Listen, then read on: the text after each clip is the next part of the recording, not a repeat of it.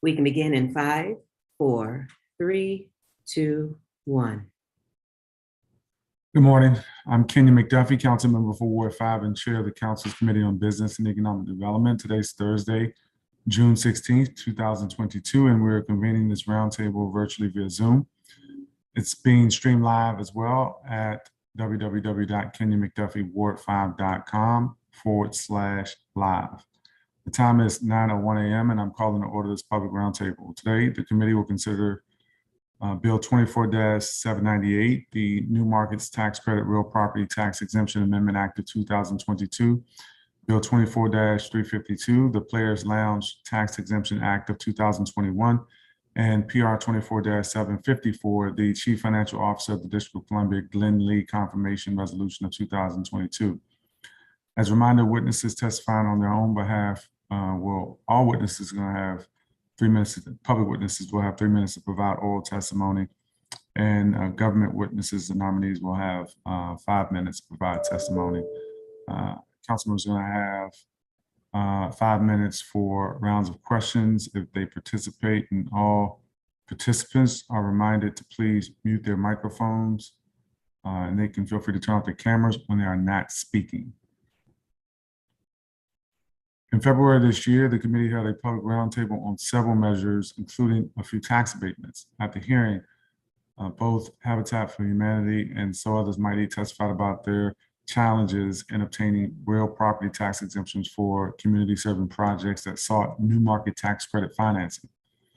One example, So Others Might Eat, or SOME, noted that it took approximately 5 years to obtain approval of its tax exemption from the Office of Tax and Revenue within the OCFO. As a result, the measure on which the organization sought council approval requested a $2.7 million real property tax abatement. The sum covered the organization's real property taxes and outstanding fees for the years it awaited OTR approval of its exemption application. Both SOME and Habitat recounted their experiences and financial difficulties while awaiting approval of their exemption applications. The council just last week approved both organizations' abatement requests as part of the fiscal year 2023 budget. During the February hearing, OTR staff testified and noted the office's willingness to simplify the real property exemption process for qualified organizations seeking new market tax credit financing. The measure before us the committee today allows a qualified community serving organization to receive a real property tax exemption, regardless of whether the applicant property owner is a nonprofit or for-profit entity, so long as the property is used for charitable purpose as defined by law to facilitate the owner's ability to receive new market tax credit financing to support the project. The need for this legislative change was the crux of the discussion during the February hearing. Yet the committee has heard from members of the nonprofit development community who this bill would seek to assist that the legislation ought to include 2 additional provisions based on experiences they have encountered. I plan to discuss these remaining challenges with both our public witnesses and OTR staff to determine how best to ensure the legislation meets and responds to the need communicated today. With that, I'm going to turn to our public witnesses. And good morning. We're going to turn first to Martin Mellett, who's Vice President of Jubilee Housing. And we're going to turn next to our government witness after that. And good morning to you. You can begin your testimony. Good morning, Councilmember McDuffie and Councilmember Allen. My name is Martin Mellett. I'm sorry, Mr. Mallett. Give me 1 second. Oh, sorry. I didn't notice my window didn't have my colleague and committee member Charles Allen here, so my apologies for that, Councilmember Allen. If you'd like to make an opening, I'll give you a few minutes before we turn to our public witnesses. I appreciate it, Mr. McDuffie. I don't have any opening statement. I know I'll be in and out during the course of the day, and I know we've got obviously our new nominee for the Chief Financial Officer coming up later today as well. So I appreciate you holding all these hearings today. I'll be in and out a little bit and look forward to hearing the witnesses and rejoining a little bit later today too. All right, great. Thanks for that. I'm going to turn back to you, Mr. Mellon. Again, welcome. Good morning to you. You can start your testimony over again. We'll begin the new clock. Okay. Yeah, good morning, Councilmember Chair and McDuffie. And my name is Martin Mellett. I serve as Jubilee Housing as Vice President, External Affairs, but I'm also a board member of the Coalition for Nonprofit Housing and Economic Development, and I'm testifying on behalf of CNHD in this matter. I'm pleased to have the opportunity to comment on Bill 24078. Several issues related to the review process for charitable exemptions for real estate have surfaced both at Jubilee Housing and at CNHD over the past several months. CNHD submitted draft legislation several months ago to address these concerns, and we believe the proposed legislation for this hearing partially addresses those concerns. Jubilee has come to understand its work as justice housing, deeply affordable housing in thriving neighborhoods for supportive services within walking distance. An essential element of Jubilee's justice housing model is to provide a range of on-site services in support of our residents. In a recently completed project, Jubilee used New Markets tax credits to underwrite the project. In this case, Jubilee decided to title the ground floor directly in a nonprofit as opposed to titling it in a limited liability company, an LLC. We applied for and ultimately received a charitable tax exemption for this ground floor condo, although it took 4 years for this ground condo to be approved. If we had titled it into an LLC with Jubilee as a sole and therefore controlling member, we may have been denied a charitable tax exemption. As you mentioned, so others might receive such a denial recently from OTR pertaining to the Conway Center. We believe this legislation as proposed will make it absolutely clear that an LLC controlled by a nonprofit using New Markets tax credits will be eligible to seek this exemption, and we support this. However, we believe the legislation does not deal with two important related issues. One has to do with making clear what a title holding company is as described in DC 47-100231. We believe we need to clarify this. We think that it states who can earn it, but the problem is that it's often not used. We think that the definition of a title holding company to include at a minimum eligibility for real estate owned by a nonprofit applicant entitled to an LLC with a single member being the member nonprofit applicant. This type of clarification will establish a clearer application for OTR process.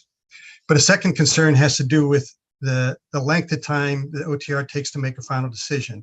Currently, there's no language requiring OTR to adjudicate an application in a reasonable time period or to grant preliminary approval based on the plans articulated in the application. Jubilee's past experience with charitable exemptions reflects a very long and drawn-out process, sometimes taking 2 to 4 years. We believe the overall intention of the council is to incentivize owners to use their real estate for charitable purposes. However, the length of time the OTR takes to make a decision can cause serious financial challenges to the project and can ultimately lead to reduced use of real property for charitable purposes. In a recent application, in our recent experience, OTR requires both a final certificate of occupancy as well as a final use review. Our exemption application took 4 years to reach a decision, and during that time, we were required to pay annual real estate taxes. Not only did this create serious financial challenges, it also lowered investor confidence in the project at various months of financing.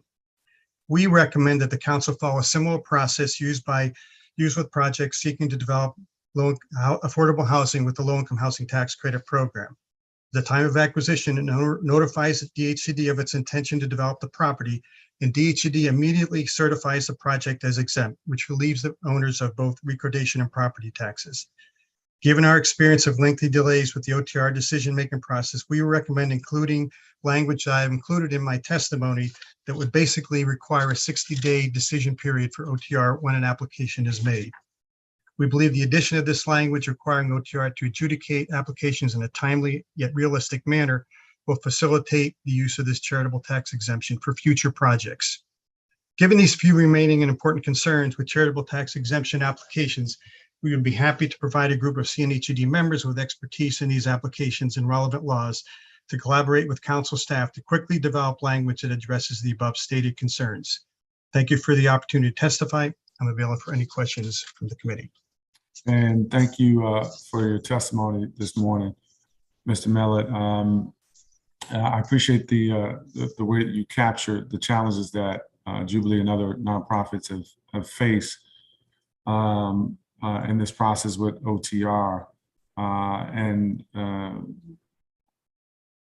I want to make sure that it's clear. You're testifying on behalf of Jubilee Housing. You mentioned that you're also board member of CNHED, but the challenges that you have experienced, the organization has experienced, are also representative of experiences of other nonprofit housing providers who have sought a simpler nonprofit exemption in these matters, right? That's correct. And we, when we were dealing with this issue, I took this through CNHED, and as an organization, we decided that this was an important enough issue to try to get some clarifying legislation on. So yes. Okay. All right. I think you really succinctly raised, I think, the issues that folks are facing here. And I'm sort of eager to hear the testimony of the representative from the Office of the Chief Financial Officer. I know you also laid out the time frame within which you think it's reasonable for them to respond. You say 60 days. How did you all reach that time frame? I would just know nothing very scientific other than it's just, we felt like that was enough. So this is what DHCD does. They do it pretty quickly when we buy a building, we certify that we're going to put low-income housing tax and credits, and within a relatively short period of time, they certify it, and it moves the process forward. We feel that it's not, if you make the decision on the application on the face of the application, it should be, they could certify this conditionally. That would relieve us of the tax burden and clarify for investors that this property will move forward without the requirement to pay taxes or recordation taxes. Obviously, if it doesn't happen, the city's going to come back and get those taxes and penalties and interest. But it would just make it a lot clearer. And it's a process that's been working well with DHCD for the last 10 years. So we don't see really why you couldn't do the same with OTR. And just to be clear for the record, before we move to OTR, you outlined that the term title holding entity is not clear, and your suggestion about what should be done to clarify that is what exactly? Well, so right now there is a definition in the code that describes what a title holding company, but for some reason it doesn't seem to be holding with OTR in their decision-making process. So we would recommend that just maybe add some additional language to that just says that if it's controlled by a nonprofit with 100% control and ownership, that should serve the same purpose as a nonprofit entity.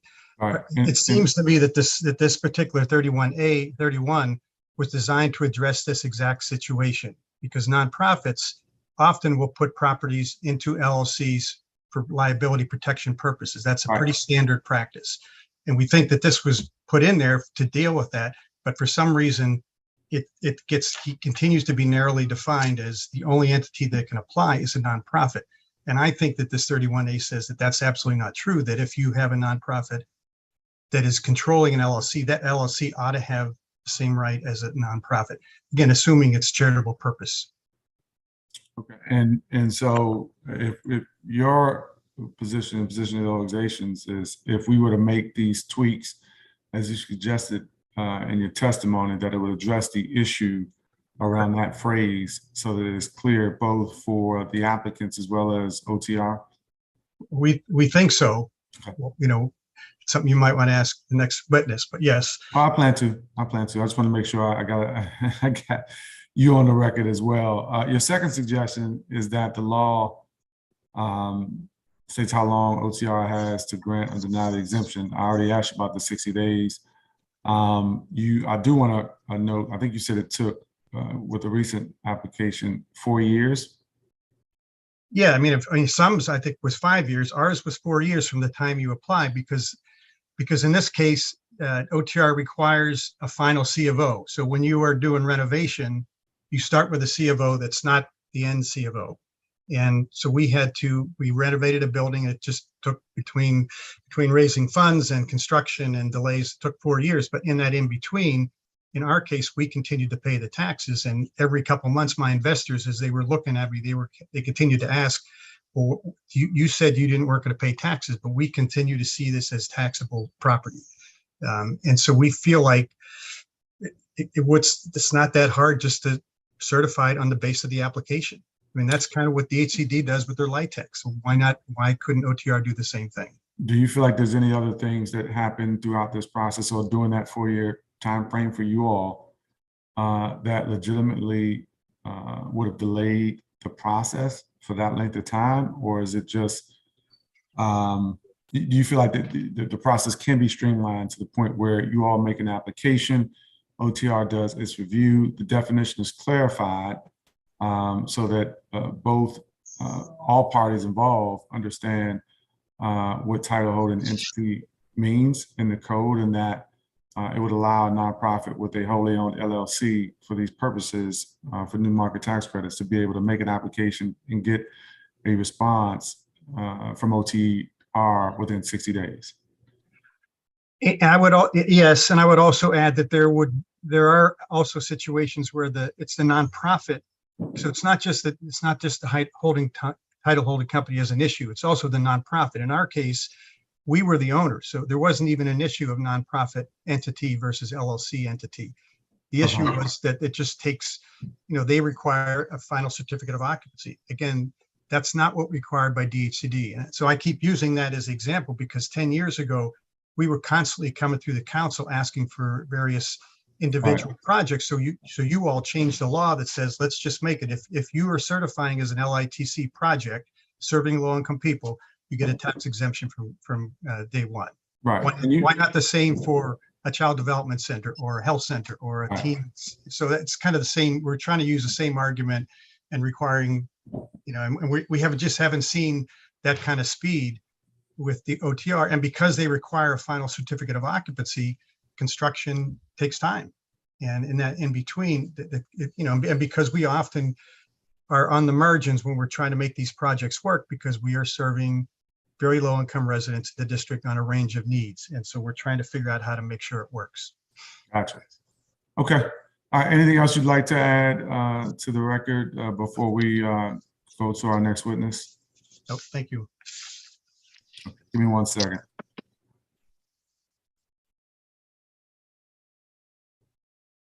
Okay, just to be clear, I see my staff asked this question. Your request is that the law and not the existing regulations be amended to state how long OTR has to grant or deny an exemption application? So say that one more time. Your request is that the law and not the existing regulations be amended to state how long OTR has to grant or deny an exemption application? So to our knowledge, and maybe Mr. Ficini can speak to this, I've not seen any regulatory requirements that they have to react in a timely fashion. And absent that, so we would say we need legislation because we're not seeing it happen in practice. Got it. Okay. Well, I appreciate your testimony and thank you. Next, we're going to turn to Basil Ficina, Assistant General Counsel, Office of the Chief Financial Officer. Good morning to you, Mr. Ficina. Thank you for joining us. You can begin your testimony whenever you're ready. Hey, good. Thank you very much. Good morning, Chairman McDuffie, members of the Committee on Business and Economic Development. My name is Basil Ficina. I am an Assistant General Counsel in the Office of the Chief Financial Officer, and I'm pleased to present testimony for the OCFO on Bill 24-798, the New Markets Tax Credit Real Property Tax Exemption Amendment Act of 2022. In general, the bill would add a new category of exempt real property to DC Official Code 47-1002. This new category would exempt property belonging to a qualified active low-income community business, a Qualic B, whose owners or members consist of organizations entitled to real property tax exemption under subsections 5 through 20 of DC Official Code 47-1002. And these types of organizations generally consist of nonprofit organizations traditionally recognized as exempt from tax, such as churches, schools, public charities, or hospitals. The bill also requires that the property be used by one or more such organizations for activities entitling the occupants to exemption.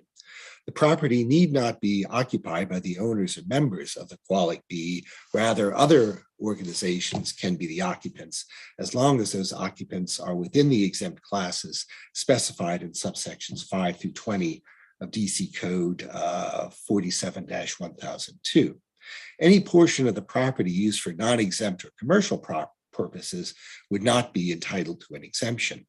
And in order to receive this exemption, the property owner would have to file an application for exemption with the Office of Tax and Revenue and meet the other applicable requirements for an administrative exemption. The bill would accordingly furnish a means for providing real property tax exemptions to properties belonging to Qualic Bs in order to facilitate participation by traditionally exempt types of organizations in new market tax credit transactions. This tax credit can provide a source of financing for development of properties that will be used for recognized exempt activities. Current law generally requires that to qualify for exemption, properties must be owned by a nonprofit organization engaging in exempt activities. With this restriction, it can be difficult for property owned by a Qualic B, which may be organized as a for-profit entity and whose activities may be limited to leasing or holding property, to qualify for the exemption.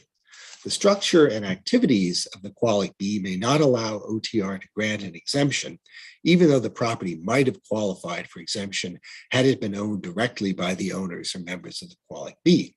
The bill would permit OTR to assess the eligibility of each Qualic B and each project on a case-by-case basis and grant exemptions to Qualic Bs that meet the requirements for exemption.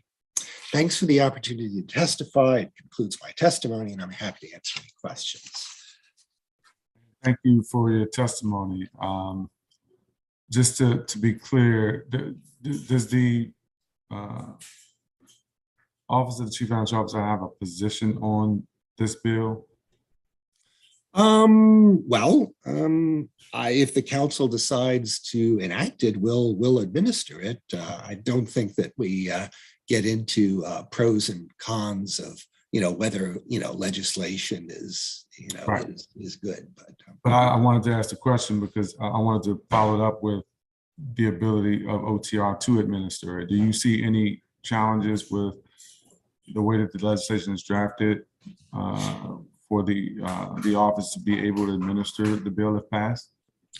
No, I don't think so. I mean, the applicant, the property owner would file an exemption application just like every other organization seeking an exemption. We'd review it. I guess we would have to look at the NMTC transaction and determine, if the Qualic B is participating in an NMTC transaction, but otherwise, the otherwise applicable requirements for administrative exemption, the completed application, the documents supporting the application, eventually, certificate of occupancy or building permits, all of that would be part of the application process.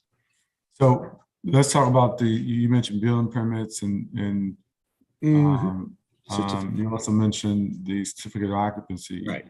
This is one of the things that Mr. Mellett alluded to that may actually cause the application process to be protracted. He suggested a 60-day time period. He also suggested that there's a almost immediate exemption approved for nonprofits or the Qualic Bs, as you termed it. Do you have a concern with that? Would you all be able to meet the 60-day time period, also open to the legislation permitting the exemption upon application, essentially? Yeah, I mean, we're always open to ways to improve the process, and we're certainly committed to speedy processing of applications, but we do have legal requirements that are applicable to the exemption process. For example, the law requires a properly completed application in order for property to be eligible for exemption. And the certificate of occupancy is one of the elements of a completed application, we want to make sure that the property complies with the zoning requirements, health, safety, and other requirements before we give an exemption. And so we think the C of O requirement is an important part of that process, because we don't want to be giving property tax exemptions to properties that don't comply with the other applicable laws. That being said, we do have a provision in our regulations that allows us to grant an exemption or accept a building permit in lieu of the certificate of occupancy, provided the C of O is provided once it's issued. And, that is one way to move the process forward. But, we are concerned about being able to make sure that we do our due diligence and fulfill our responsibilities under the law to make sure that exemptions are properly granted before. And so we would think that the 60-day requirement may be unnecessary, just too restrictive for us to do what we need to do before granting an exemption. And I would also note that the law requires that in order for property to be exempted, it has to be used for an exempt purpose, and an intention to use property does not meet the requirements. So it may be, that we cannot say that the use requirement is met in the first 60 days after an application is met, because if you have a project, you can't get the project underway in 60 days. You can't get plans, permits, get everything organized in 60 days. And so, even if we are, supposed to act within 60 days, it may not be possible for the applicant to show that the property meets the use requirement, either in terms of actual use or development for use within that 60-day period. So, I think that that's something that I think that we would need to examine rather more closely. But I think that the current process, which allows OTR some flexibility to work with the applicant during the application process or during the development process, seems to be I think that seems to be working. Work has generally worked satisfactorily. Now, obviously, property owners can be dissatisfied with the length of time it takes for them to meet these requirements, but that's, for our perspective, that's generally just a result of the development process itself, the process of working with DCRA for the plans and permits. But I don't think that putting us into some kind of 60-day straitjacket is really going to be the solution either, because it may just result in a lot of denials of exemption. And I think that would be an adverse consequence for the applicants. Yeah, no, I agree. I think that would be an adverse consequence for the applicant and all the folks who the applicant would seek to house. Let me back up just a little bit, because I don't think 60 days is in any way, to borrow your phrase, a straitjacket. I think 60 days for government to act in the typical process that I think these types of organizations make applications for, on its face, seems reasonable, but I appreciate what you've outlined, which is some challenges with the way that the law currently is drafted. You mentioned the use requirement, and that you all couldn't, approve something based on an intent to use. But I guess my question would be, could you, if the law was modified to, I don't know that this would be the appropriate phrase, but for them to be able to certify an intent to use, could you not then eliminate some aspect of the process that might otherwise delay it? I think that, hearing Mr. Mellett's testimony about an application that his organization submitted taking 5 years or 4 years, and one, I think that some submitted taking 5 years. I don't know everything that went on throughout those processes, but it seems like that it is extraordinarily lengthy amount of time for a new market tax credit application to have to be process in order to be approved. Would you not agree with that? Well, it all, we can look at, particular cases, but our experience has generally been that it takes a long time to develop these projects. For example, the project, the Conway project, was just new construction of a multi-story building. It was a very large undertaking, and that just takes a lot of time.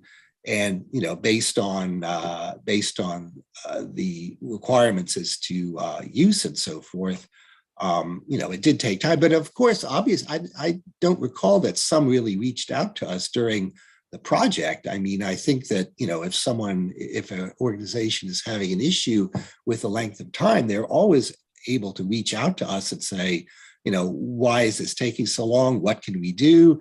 And we really try to accommodate property owners. But 2 to 4 years, 5 years, as Mr. Miller points out in his testimony, the length of time that OTR takes to make a decision can cause serious, and these are his words, serious financial challenges to the project and ultimately lead to reduced use of real property for charitable purposes. That's not what the council intends when we approve legislation permitting exemptions from real estate taxes to incentivize owners to use them, those properties for charitable purposes. And so rather than sort of undermine what I think is intended when the council originally passed the law, what we'd like to be able to do is facilitate a streamlined process. And I don't know that 60 days is a magic number of days, but I think you get the point. And we'd love to get OTR's cooperation in looking at the code and identifying the things that you all believe might otherwise prolong a process and help the council figure out how, working with the nonprofit community, housing community, to streamline that process. If you all ultimately believe that 60 days is reasonable, if we're able to address some of the things that you've raised in your testimony, and in providing feedback, then we'd like to be able to make the modifications necessary to streamline this process. That's ultimately what we'd like to be able to accomplish here. Yeah, no, we're happy to work with you on this. Okay. We certainly want to move these things through as quickly as possible as well, consistent with making sure that the property is compliant with the applicable legal requirements. So yes, okay. But and to the extent the applicable legal requirements are on the books but not necessary, or perhaps can be modified, then we'd like to talk about that. I appreciate the answer you're giving, and as a lawyer, I appreciate the way that you've articulated this. But what I'm trying to do is to address areas of the applicable legal requirements that might be modified to streamline the process. And so I'd like your cooperation and the office's cooperation in working with the council and the committee, the nonprofit housing community, to address that, right? There might be some way to grant a preliminary approval, based on what these applicants put in the application. So again, the goal is to streamline the process. If 60 days is workable, then we'd like it to make it 60 days, but it could be 45 days. We'd like to have that conversation. If you think it needs to be, 75 days or 90 days, then we'd love to understand what exactly goes into the process that would have it, take as long as it does, but also identifying ways that we might be able to streamline. Let me sort of move this along a little bit and ask you about I think the initial concern that was raised in the testimony. That's the interpretation of title holding entity in the code. Is the office's interpretation of the term applied consistently? Do you all, in your estimation, account for scenarios like the ones Mr. Mellett raised, where LLCs wholly owned by nonprofits are making these applications? Yeah, no, we haven't had any particular issues with the title holding provision. Actually, I always thought that the definition of a title holding company was fairly clear. As a matter of fact, I remember working with the nonprofit community back in 2011 or whatever, when this proposal first came up. And the definition of a title holding company is specified in the statute. It's one in which all the ownership interest is vested in one or more of these traditionally exempt categories of organizations. And it's used by exempt organizations. But generally speaking, the definition clearly provides that the title holding company has to be a nonprofit organization. And the problem that we are running into for some reason in recent times is that these organizations are being set up as for-profit entities. And I don't understand why it is that a nonprofit organization needs to set up a for-profit subsidiary to hold these types of properties. And Might it be the liability? I think that, I mean, my understanding is an LLC provides liability protection, whether it's a for-profit or a nonprofit. I mean, it's a separate entity from the owner. And so therefore, you know, that is what provides the liability protection, is having the ownership vested in a separate entity. So, you know, so my perspective is I don't think that the title holding company provision is unclear, and OTR really hasn't had any difficulty administering. So your position is anytime there is an LLC, for-profit LLC, as the title holding company, OTR is required under the law to not permit it? That's correct. Yeah, I mean, it's right in the statute. There's nothing we can do about it. You know, that we have to follow the statute. Got it. And so if the statute were to be modified. Yeah. Then, Yeah. Although, again, that might, you know, raise some concerns as why it is that we have property that's owned by a for-profit entity is getting a tax exemption. I mean, I think that that's something that we'd like to know a little bit more about, you know, if this proposal, you know, if this is a proposal that's considered, we would like to know why. I think that's a fair question. I think it's a fair question, but do you think it changes the inquiry if the for-profit LLC is wholly owned by a nonprofit? Well, Like the a rule, Jubilee or a So Others Might Eat? yeah, the law in the district is that you look at the owner and the character of the owner and not the entities that stand behind the owner or that own the owner. Because, you know, a nonprofit can own a for-profit entity and engage in business activities. Right. And so. Right. You know, No, I appreciate that. I appreciate that. Have you seen the language that Mr. Mellon has proposed?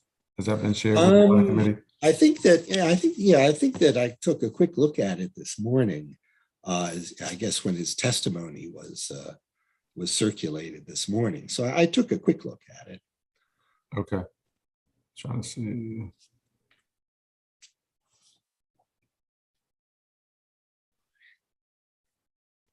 I want to make sure the committee shares that with you to get your specific feedback.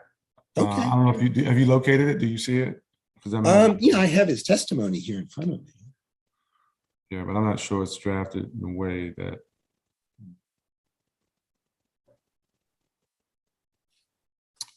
He suggested in his testimony that the council could clarify the definition of title holding company to include at a minimum eligibility for real estate owned by a nonprofit applicant entitled through an LLC, with a single member being the nonprofit applicant.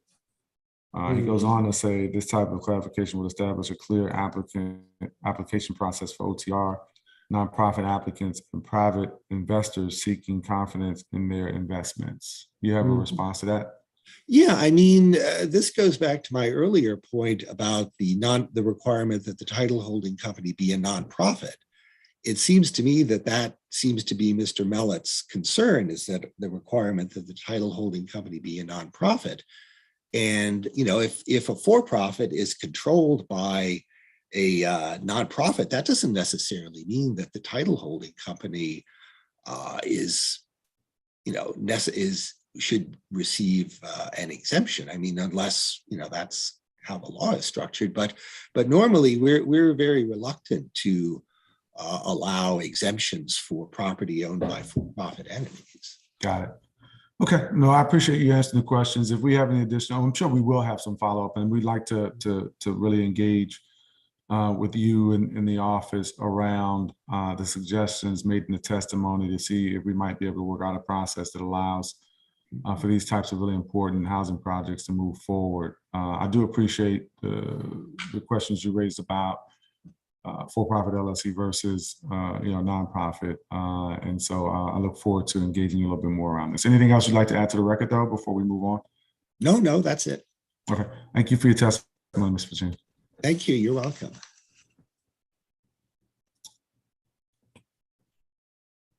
Next is Bill 24-352, the Players Lounge Tax Exemption Act of 2021.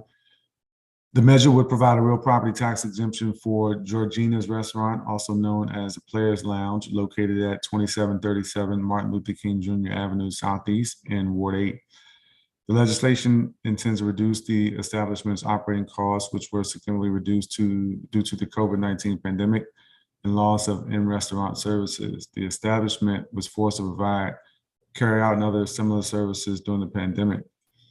This, as a part of the fiscal year 23 budget, the council approved an $18,000 real property tax abatement for the Players Lounge to cover property taxes paid for fiscal years 20 and 21. Receipt of the funds is conditional on analysis indicating that the funds are needed, and the council adoption of this measure, whether or not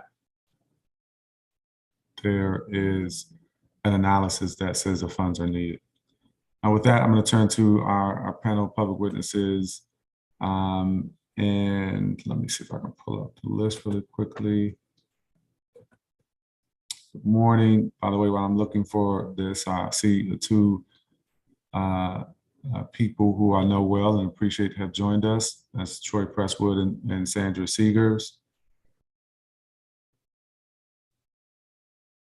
Let me turn first to, in the order that I have them on my public witnesses list, and just, Ms. Seegers, just to let you know, I don't know if it's only me, but I'm seeing your video upside down. I don't think you intended to be that way. I don't know why on this computer I'm upside down. Maybe because I'm flipping for this hearing. Maybe. I appreciate that.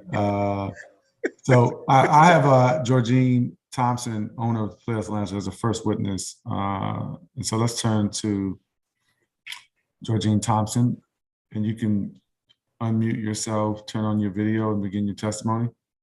I'd like to welcome you to the council and to the hearing. You'll have 3 minutes to provide testimony. Each witness will have 3 minutes to provide testimony. Staff, is Georgine Thompson present and ready? I'm working on that. Okay, let's turn next to Ms. Seegers. We'll come back. Do you want an opportunity to try to fix your video, or you want to maybe? I don't know how. Okay, this will be a first. Okay. Only for you. Only for you. Consider it a special treat of the committee today. I can't fix it. I'll try afterward. Good morning, everyone. Good morning, McDuffie. How are you? I'm well. That's good. You look well. You look right side up.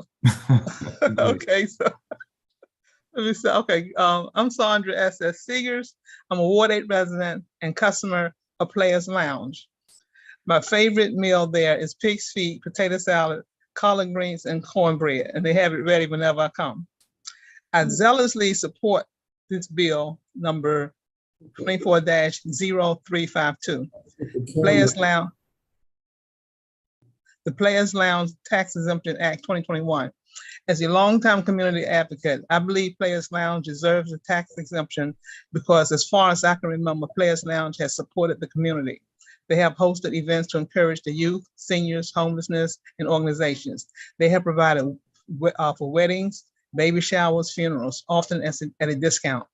They catered my brother's funeral back in the late 90s. Many of us celebrated our birthdays there. When we say businesses that give back, Players Lounge comes to mind. It is befitting. Let me take a minute, Miss the folks on Georgine Thompson's video. You're not muted, so we can hear you. All right, I think you're muted now. I'm sorry about that, Sandra. If you want to go ahead, continue. Okay. When it comes to businesses that give back, Players Lounge comes to mind. It is befitting that at a low point to Players, we return the many, many favors they have provided to the community. Like many other businesses, the COVID pandemic hit Players hard too. For that reason, if no other, the tax exemption should be instituted to keep this staple in our community. At one point, there were several eateries along MLK. They all fell by the wayside, except Players. Players' prices are low. The food is good. The atmosphere is warm and inviting. Along with the community, the staff of government agencies lunch there too. In the mid-90s, when now Councilmember Vincent Gray headed DHS, I met him there during the lunchtime. Ken Cummings, who was the first city paper loose lips writer, had his retirement party there. If we lose Players because of taxes, the city would not be a good neighbor. My understanding is that the money is already in the budget and this hearing is a matter of formality. Hopefully this bill is enacted immediately.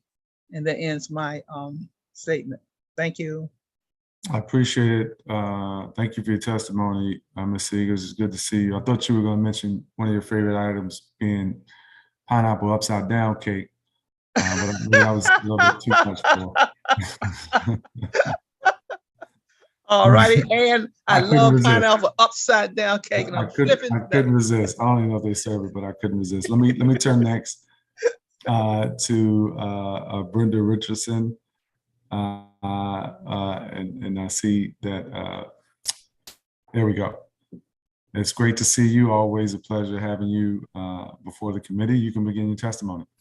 Thank you, Mr. Chairman. Good day, Chairman McDuffie.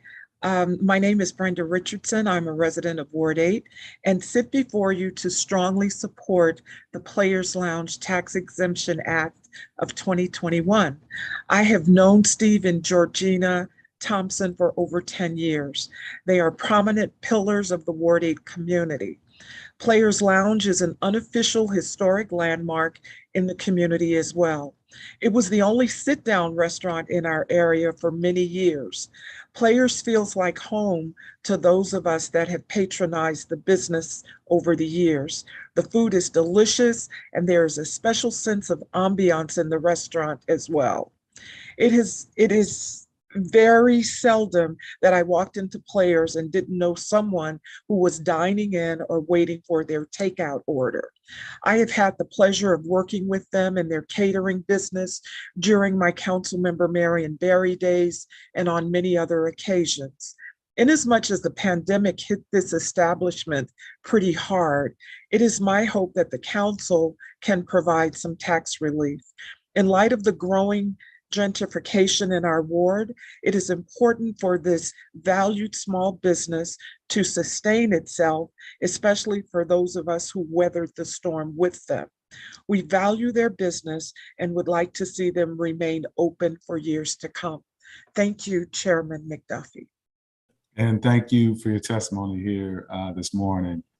I'm going to just turn to Troy Presswood, who's president of the Ward 8 Democrats. Then I'll come back to the Players Lounge owners. Good morning. It's always a pleasure seeing you, Mr. Presswood. I'm going to go ahead and let you provide your testimony. Thanks for joining us. Good morning, Chairman McDuffie. It's great to see you as well. Also, good morning to the members of the Committee on Business and Economic Development. Let me just say who I am first. I'm Troy Dante Presswood. I'm the president of the Ward 8 Democrats, and I'm also the former advisory neighborhood commissioner and chairman for ANC 8A right here in Ward 8. I'm here today to testify in support of a bill before this committee, 24-0352, the Players Lounge Tax Exemption Act of 2021. As said before, this measure, if enacted, would provide real property tax exemption for Players Lounge, also known as Georgina's Restaurant, located at 2737 Martin Luther King Jr. Avenue in Southeast. I want to closely align myself with the comments from Brenda Richardson and from Sandra Seegers already. Georgina's has played a pivotal role in the Congress Heights community of Ward 8 for 50 years. And in this time, they have provided a respite for area residents who had no other sit-down restaurant or entertainment options in the ward due to years of economic neglect and disinvestment by public and private sectors. As you can imagine, small businesses, especially minority-owned ones, struggled mightily during the height of the COVID-19 pandemic. And sadly, a good number of them couldn't hold on. They didn't make it. If it weren't for some tough choices by Georgina's ownership, they would have also suffered the same fate. It would have been yet another blow to a small Black business in the ward and in the broader community that continues to struggle with economic despair and violence. You know, the Washington City paper once called Players Lounge, or Georgina's, Ward 8's living room, and they were right. On any given day, you'll find a celebration for a birthday, an anniversary party, a retirement party, a repast, or a meet and greet like the ones that the Ward 8 Democrats hosted there 2 months ago for voters. Even if you were not on the guest list, you were if you dropped by. And this is in addition to their iconic karaoke nights, which I've participated in a time or two. In fact, this is how I was introduced to Georgina's. I was invited to a karaoke party back in the day. And I remember stepping into what was a throwback to the 70s with orange and brown booths, wood paneled walls, and lacquered bar tops. A throwback or not, though, I was quickly embraced by the charm and warmth of the patrons. The soul food rivaled my grandmother's, I hate to say. And well, the drinks were great too. And who was the star attraction in the room? It was none other than the late mayor for life and former Ward 8 council member Marion Barry. It was like that old TV show Cheers. You know the one where everybody knows your name, except this isn't a TV show on a Hollywood set. It's right here in DC, right here in Ward 8. And soon everyone there came to know my name as well. Owners Steve and Georgina, yes, you see them there. And that's why we call it Georgina's. It's named after Steve's queen, Georgina. Rarely, if ever, they charge a fee to use the space. And if you need catering, as organizations like mine and others often do, they work with your budget. So that's the type of establishment the district is supporting with this bill. A place that is intricately woven into the fabric of the community, a place that provides a respite for residents, a place that offers good times, good food, and yes, good drinks. And it's a place where everyone knows your name or soon will. Thank you for this opportunity to offer comments on Bill 24-0352, the Players Lounge Tax Exemption Act of 2021. I and my organization fully support this legislation, and we ask that the committee move forward on it without delay. And I'm happy to answer any questions you might have. And thank you for your testimony. We're gonna move next to Teresa Smith, actually, who's joined us before we turn to the owners. And good morning to you. Thank you. Good morning. Family, atmosphere, laughter, fun, dancing, great conversations, consoling the bereaved are some of the things the community and city love about Georgina's Bar and Grill, AKA the Players Lounge. Just a sigh of relief to enjoy delicious meals and happy times for all. Good day, distinguished council members and guests. My name is Teresa Ann King Smith, Ward 8 resident for 50 plus years. I have worked or currently work as a volunteer for a variety of organizations covering public, private, profit, nonprofit, veterans, religious, schools, daycares, pantries, and more. I am active in Ward 8 in the community, and most of you that are on this area know this. It's mandatory to have real property relief to the aforementioned establishment because it's a historical and most beloved place in the community. Players Lounge has dedicated its existence to helping and being involved in the community. Even though it's a for-profit entity, the establishment has provided reduced or no-cost meals and dinners to the Assumption Boost Club and Football Association, which you would see plaques around the establishment for their banquets and home games, assisted bereaved young adults, provide repasting facilities after funerals, hosted James C. Walker Post and unit meetings of the DC Department of the American Legion, and only charged for the food for Mother's Day, Thanksgiving, and other events at Congress Heights Senior Wellness Center. Know that I am a member or have sponsored these events and know firsthand, and you can ask me more about it. On a personal note, two of my sons celebrated their 21st birthdays at Players, and I contract them to do their pre-rehearsal dinner and their weddings. So it has to be fantastic eating. In addition, I celebrated with bells and whistles my 50th, 60th, and 62nd birthday, even though I'm a lot older. I invited young, old, disabled, and bold with good times for all. Please note, once you partake of the fun and food, you are family. I'm now ma, grandma, auntie, girlfriend, sis, mother-in-law to anyone and everyone that comes in. You come in a customer and leave out related to someone, figuratively speaking. Tax exemption will allow the owner to continue to provide not good, not great, but exemplary service to the community. Bravo, Players. Thank you for all you do. Do And you thank have any you. questions? I might have. Darling clapping because she got to meet the owner. She said, yeah. That is She's awesome. 4 That's years awesome.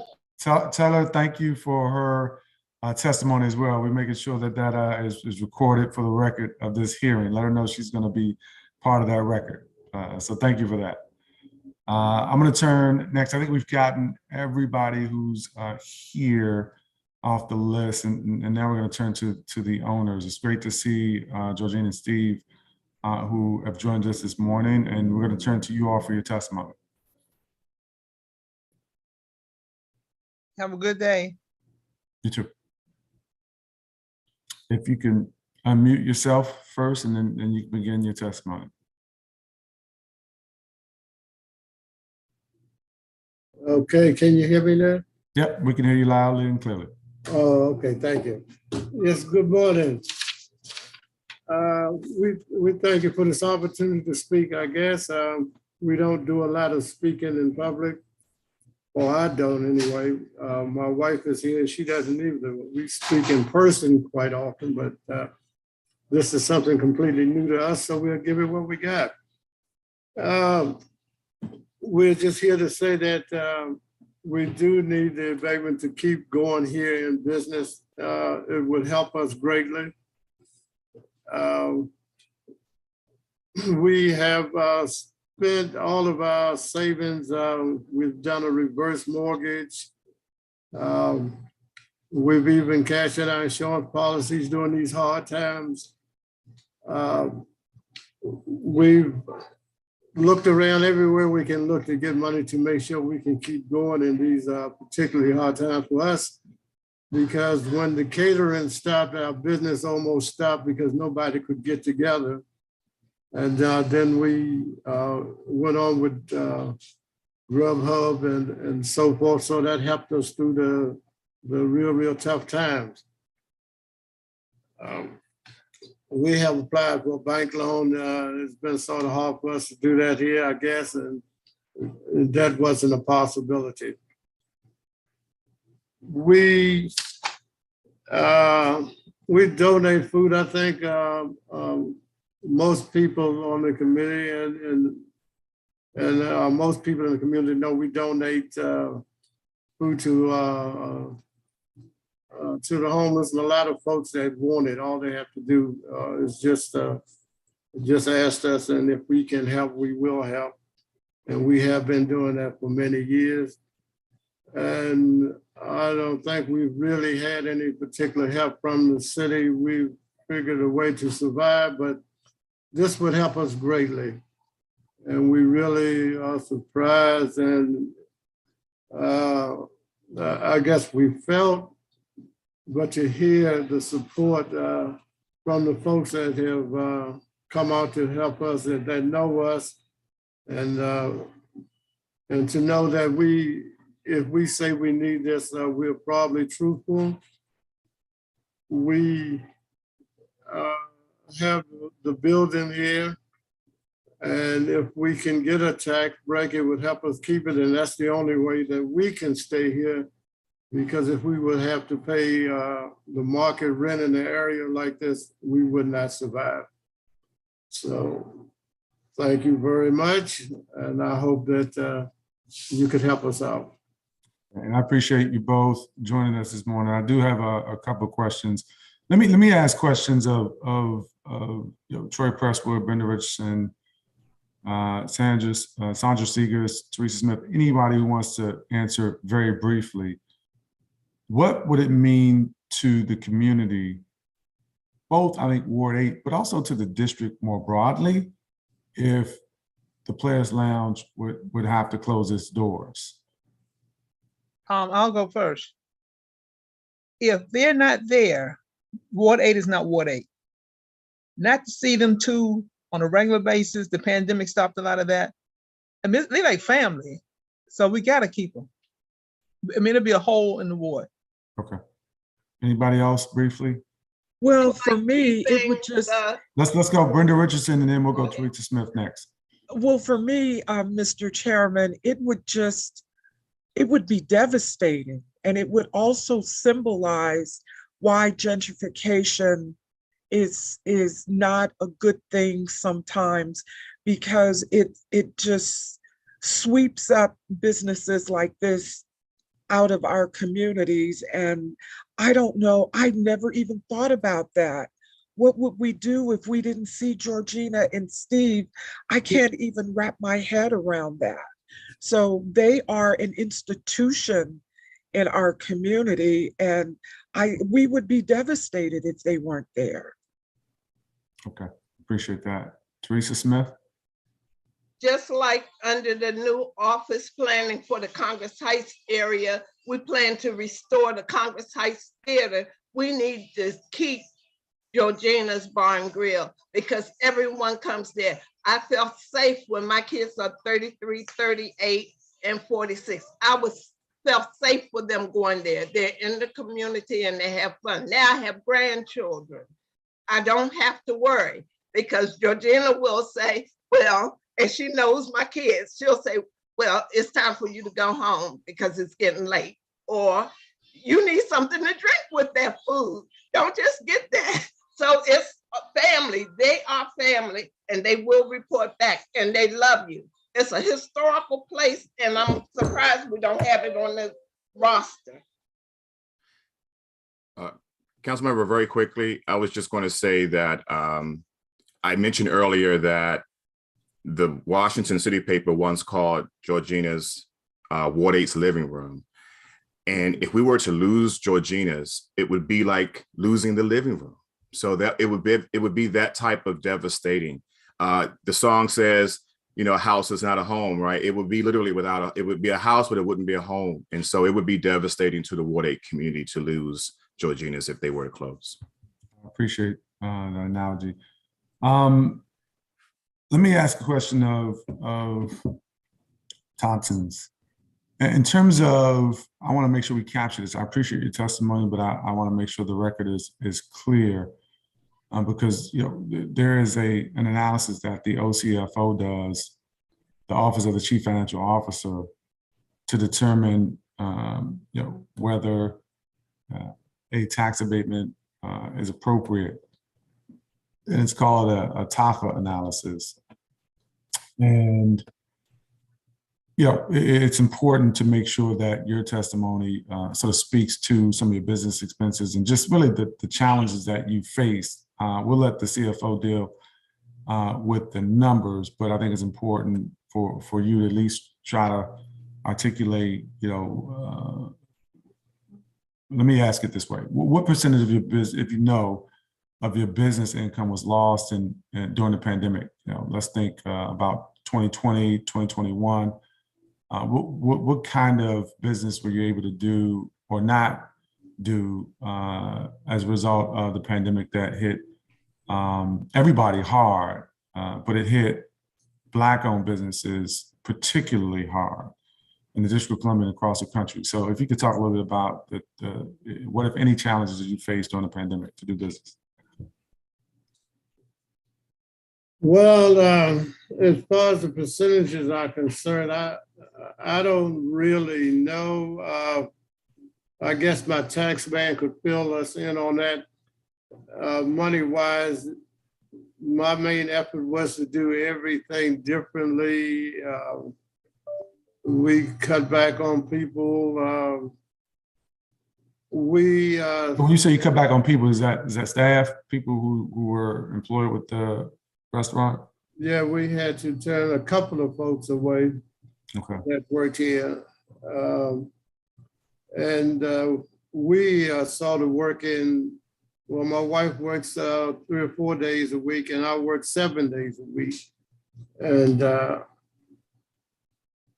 I don't know to say the percentage wise. Well, let's not worry about the percentage at the moment. Maybe that's something that you all can provide in the follow-up. And I imagine maybe I've already provided some information to the Office of the Chief Financial Officer. So let's just talk about why the exemption is needed. Like, what happens if you don't get this exemption to your business?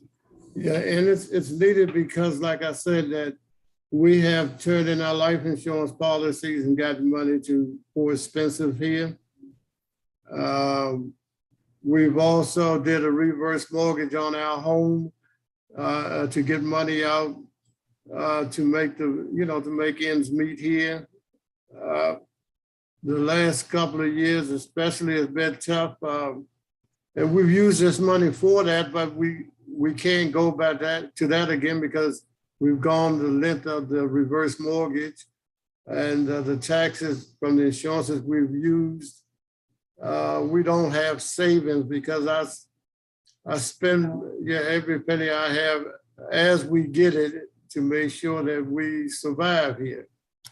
So is it fair to say that the revenues from the restaurant were not enough to meet all the expenses that you had in operating the business? Yes, and especially now we're talking about the building and the taxes for that. If we should lose the building because we can't pay the taxes, we can't get the help to pay the taxes, then that means we would have to pay rent. And if we had to do that, we would not survive here like we have. You said you'd have to pay rent. Who actually owns the building? The building is in an LLC. We do. We just separated it. Okay. I just want to make sure. Okay. No, I appreciate that. And it's my understanding that you all did pay like most of your real property taxes that were due for fiscal years 2020 or for tax years 2020 and 2021. Yes, we did pay most of them for 2020. I think there's only a small amount left, and we started paying on 2021. That's the last insurance that I borrowed. We paid $5,000 on that. So you had to borrow from your insurance in order to pay the taxes? Yes, and I've done that. In other words, there's not another place for me to go that are the holdings that we own or we have possession of to get more money. And the 2021, I think, will become available for sale in September if we don't figure a way to, or if we can't get the help we need to pay this. Well, that's first of all, let me just be clear. This is heart-wrenching to listen to you provide this testimony. I'm just going to be, I know Players Lounge. I've been there. I appreciate, all that you bring to not only to the community of Ward 8 or that corridor along Martin Luther King Jr. Avenue. People have heard me say, I love to see the new Black Wall Street along MLK and Good Hope Road in Ward 8. And there's no way that Players Lounge, even with the distance it is from Good Hope Road, it is on, I think, historic Martin Luther King Jr. Avenue. And what you all bring as an institution to the city. at large is extraordinarily important to me as the chair of the Committee on Business and Economic Development, and frankly, as a fourth generation Washingtonian. And I don't want to see you lose your business. I don't want to see Players Lounge shut down, but I certainly don't want to see you lose that real property. I'm in the business of helping close a racial wealth gap in District of Columbia, and you all owning that property is absolutely essential to you, but also to whoever might benefit from it for generations to come in your family. And so, working with Councilmember Trayon White, who I've communicated with about this, is something that I plan to do. I don't have any additional questions of any of the witnesses right now. We're going to turn to the CFO's testimony, but I do want to give you one final opportunity if you want to provide anything for the record. Can I say something before we leave? Well, I'm going to give this opportunity to well, go ahead, Sandra Seegers, go ahead. Okay, what he just said about reverse mortgage, he loves us and we love him. The average person would have got their reverse mortgage and went on about their business. They wouldn't be trying to keep this open for us. So please do this as soon as you can. Well, I mean, it's going to take a vote of people in the committee, and there are members on the committee who I'm sure have I hope if they haven't had the opportunity to visit Players Lounge, they should all do so to understand what they offer in terms of the food, the culture, and just the sense of community there. And so I appreciate that comment, Ms. Seegers, and the testimony of all the witnesses. I'm going to turn now to Nancy Fox and welcome Nancy Fox to the committee. We appreciate you joining us today.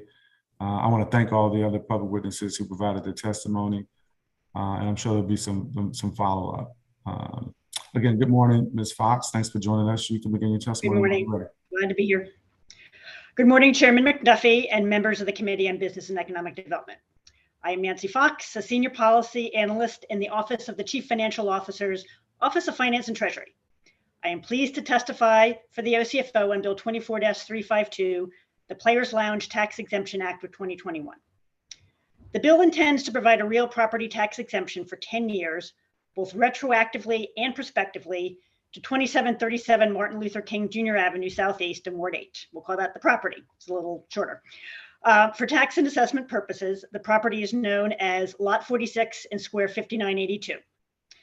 The property is a location of the sit-down restaurant known as the Players Lounge and Georgina's Restaurant. We'll call that the restaurant. The restaurant is operated as a sole proprietorship owned by Georgina Thompson. Stephen Thompson, her spouse, is the sole member of the business entity that owns the property. As written in the bill, the exemption begins October 1, 2019 and ends September 30th, 2029.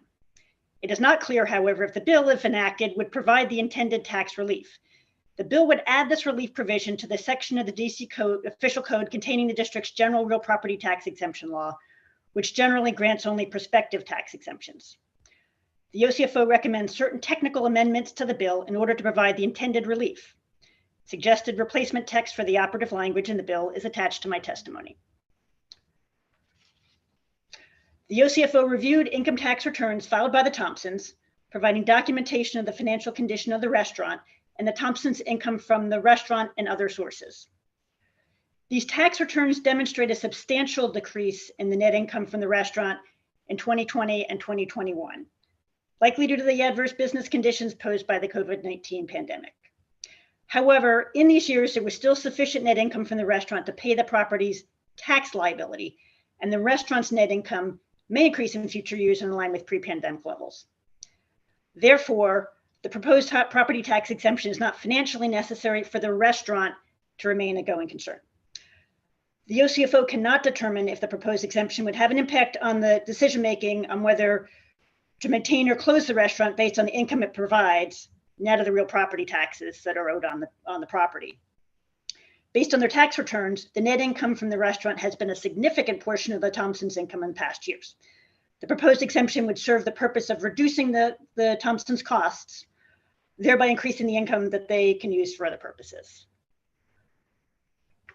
The OCFO estimated the value of the exemption for the property to be $79,696 during the financial plan period and $192 through the 10-year period of the proposed exemption. The tax liability for the current and previous tax years includes penalties and interest that will continue to accrue while past due tax liability remains unpaid.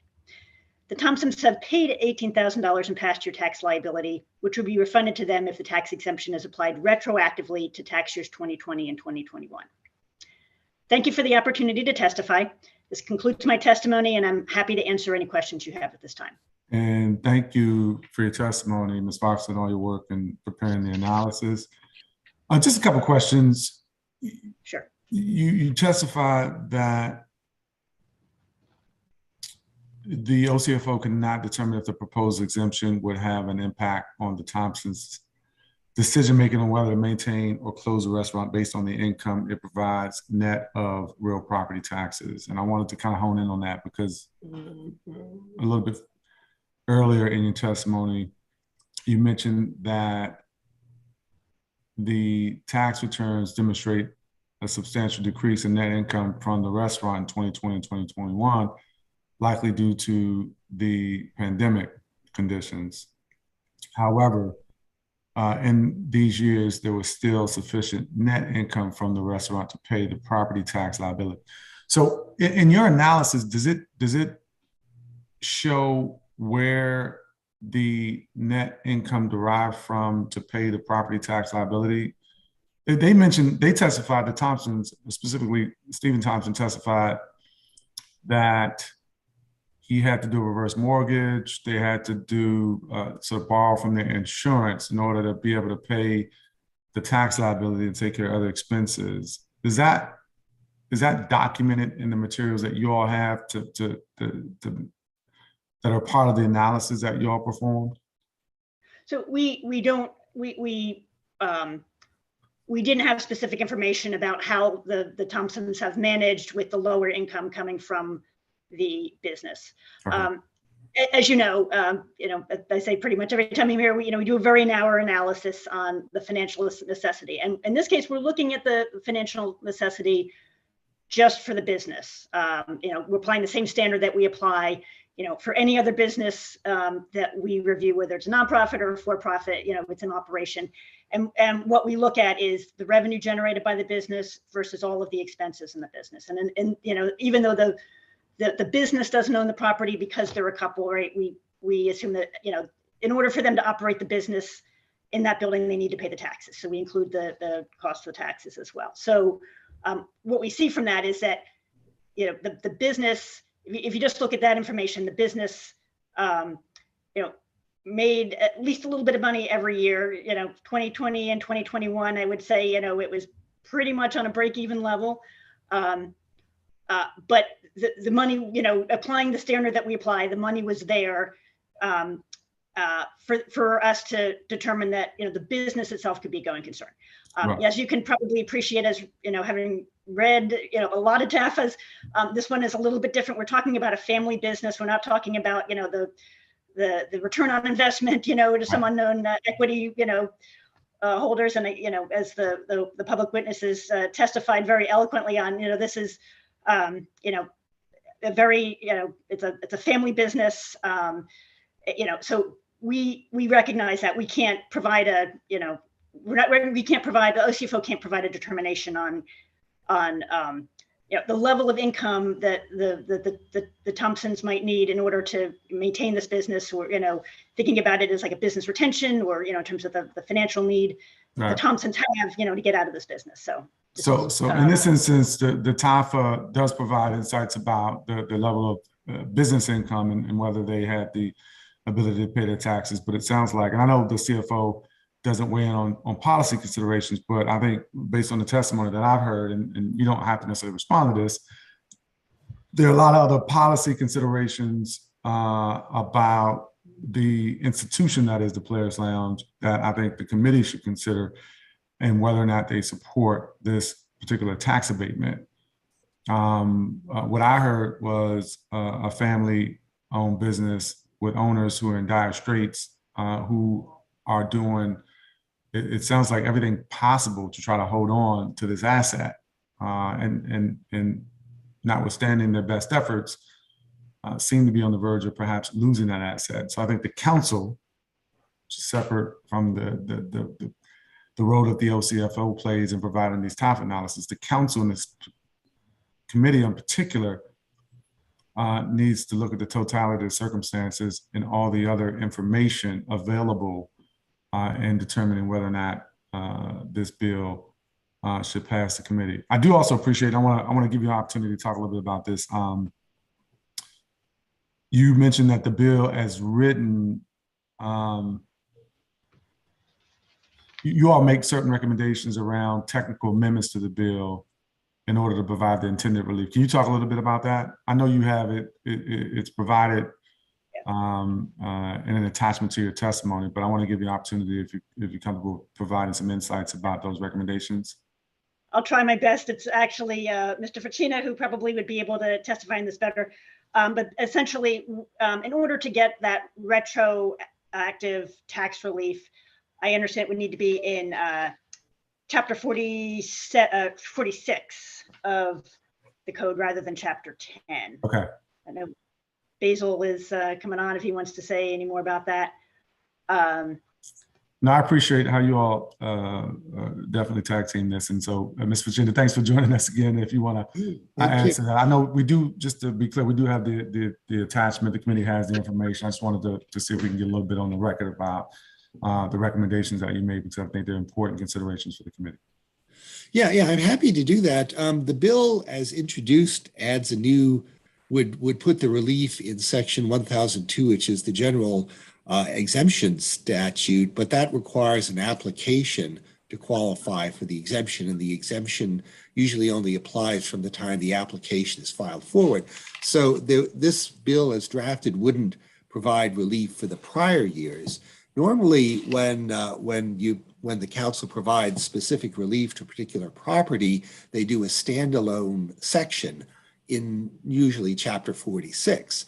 And so that's what we're recommending, that if you want to provide retroactive relief, you should just create a standalone section in chapter 46, which provides the exemption period, and that would enable you to accomplish the legislative objective here.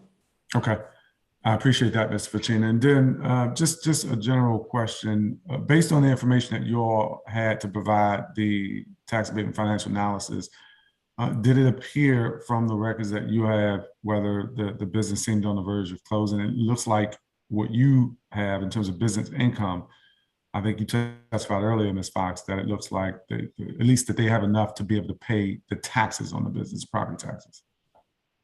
From the business, but they're living on the income from the business too. So that's the other consideration that needs to be. And did you all have all the documents you needed to Yes. perform the analysis? Okay. All right. And so there's nothing else you think for your consideration that's necessary at this point for your analysis? No. Okay.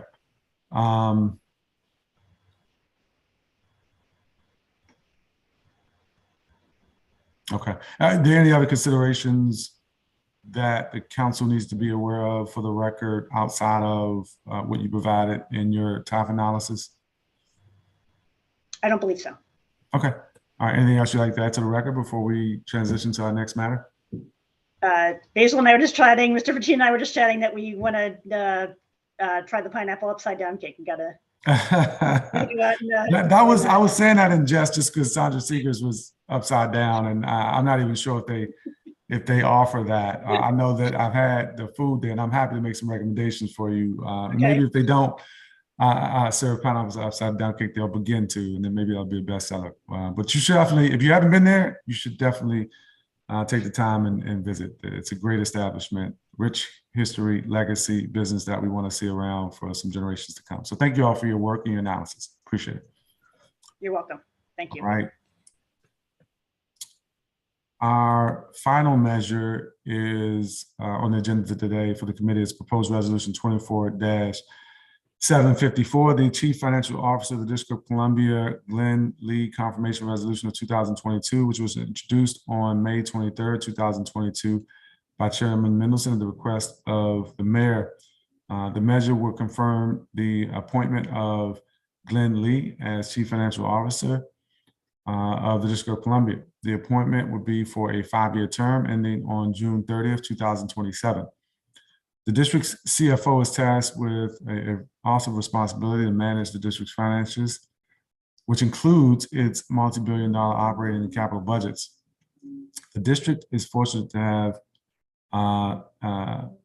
had some well-served, it's been well-served by previous CFOs. However, the confirmation of a new CFO provides an opportunity to take stock of the agency's strengths and weaknesses and the insights from the nominee about any innovative approaches to improve the agency's operations.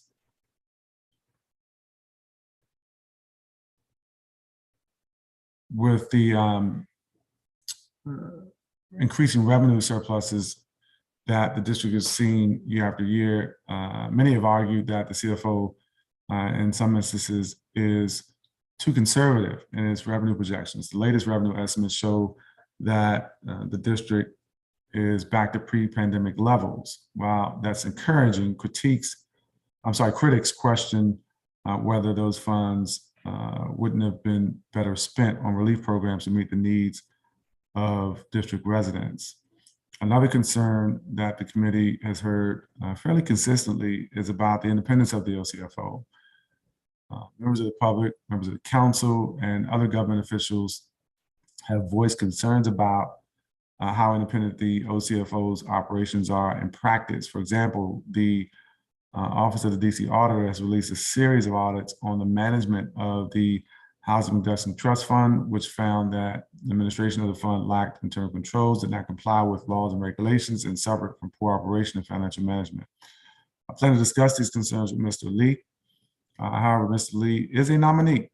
He is not an acting CFO or representative of the office. I recognize that this is not an oversight hearing and that Mr. Lee is not in a position to answer for the activities of the office presently. My goal in exploring these topics is to get to know the nominee and understand his vision for the office of the Chief Financial Officer under his leadership, should he be confirmed.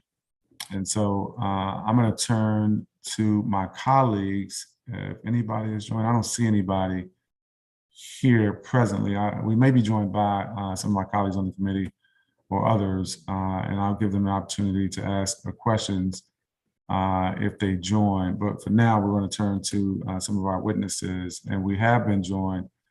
Make sure I have the right pane up by.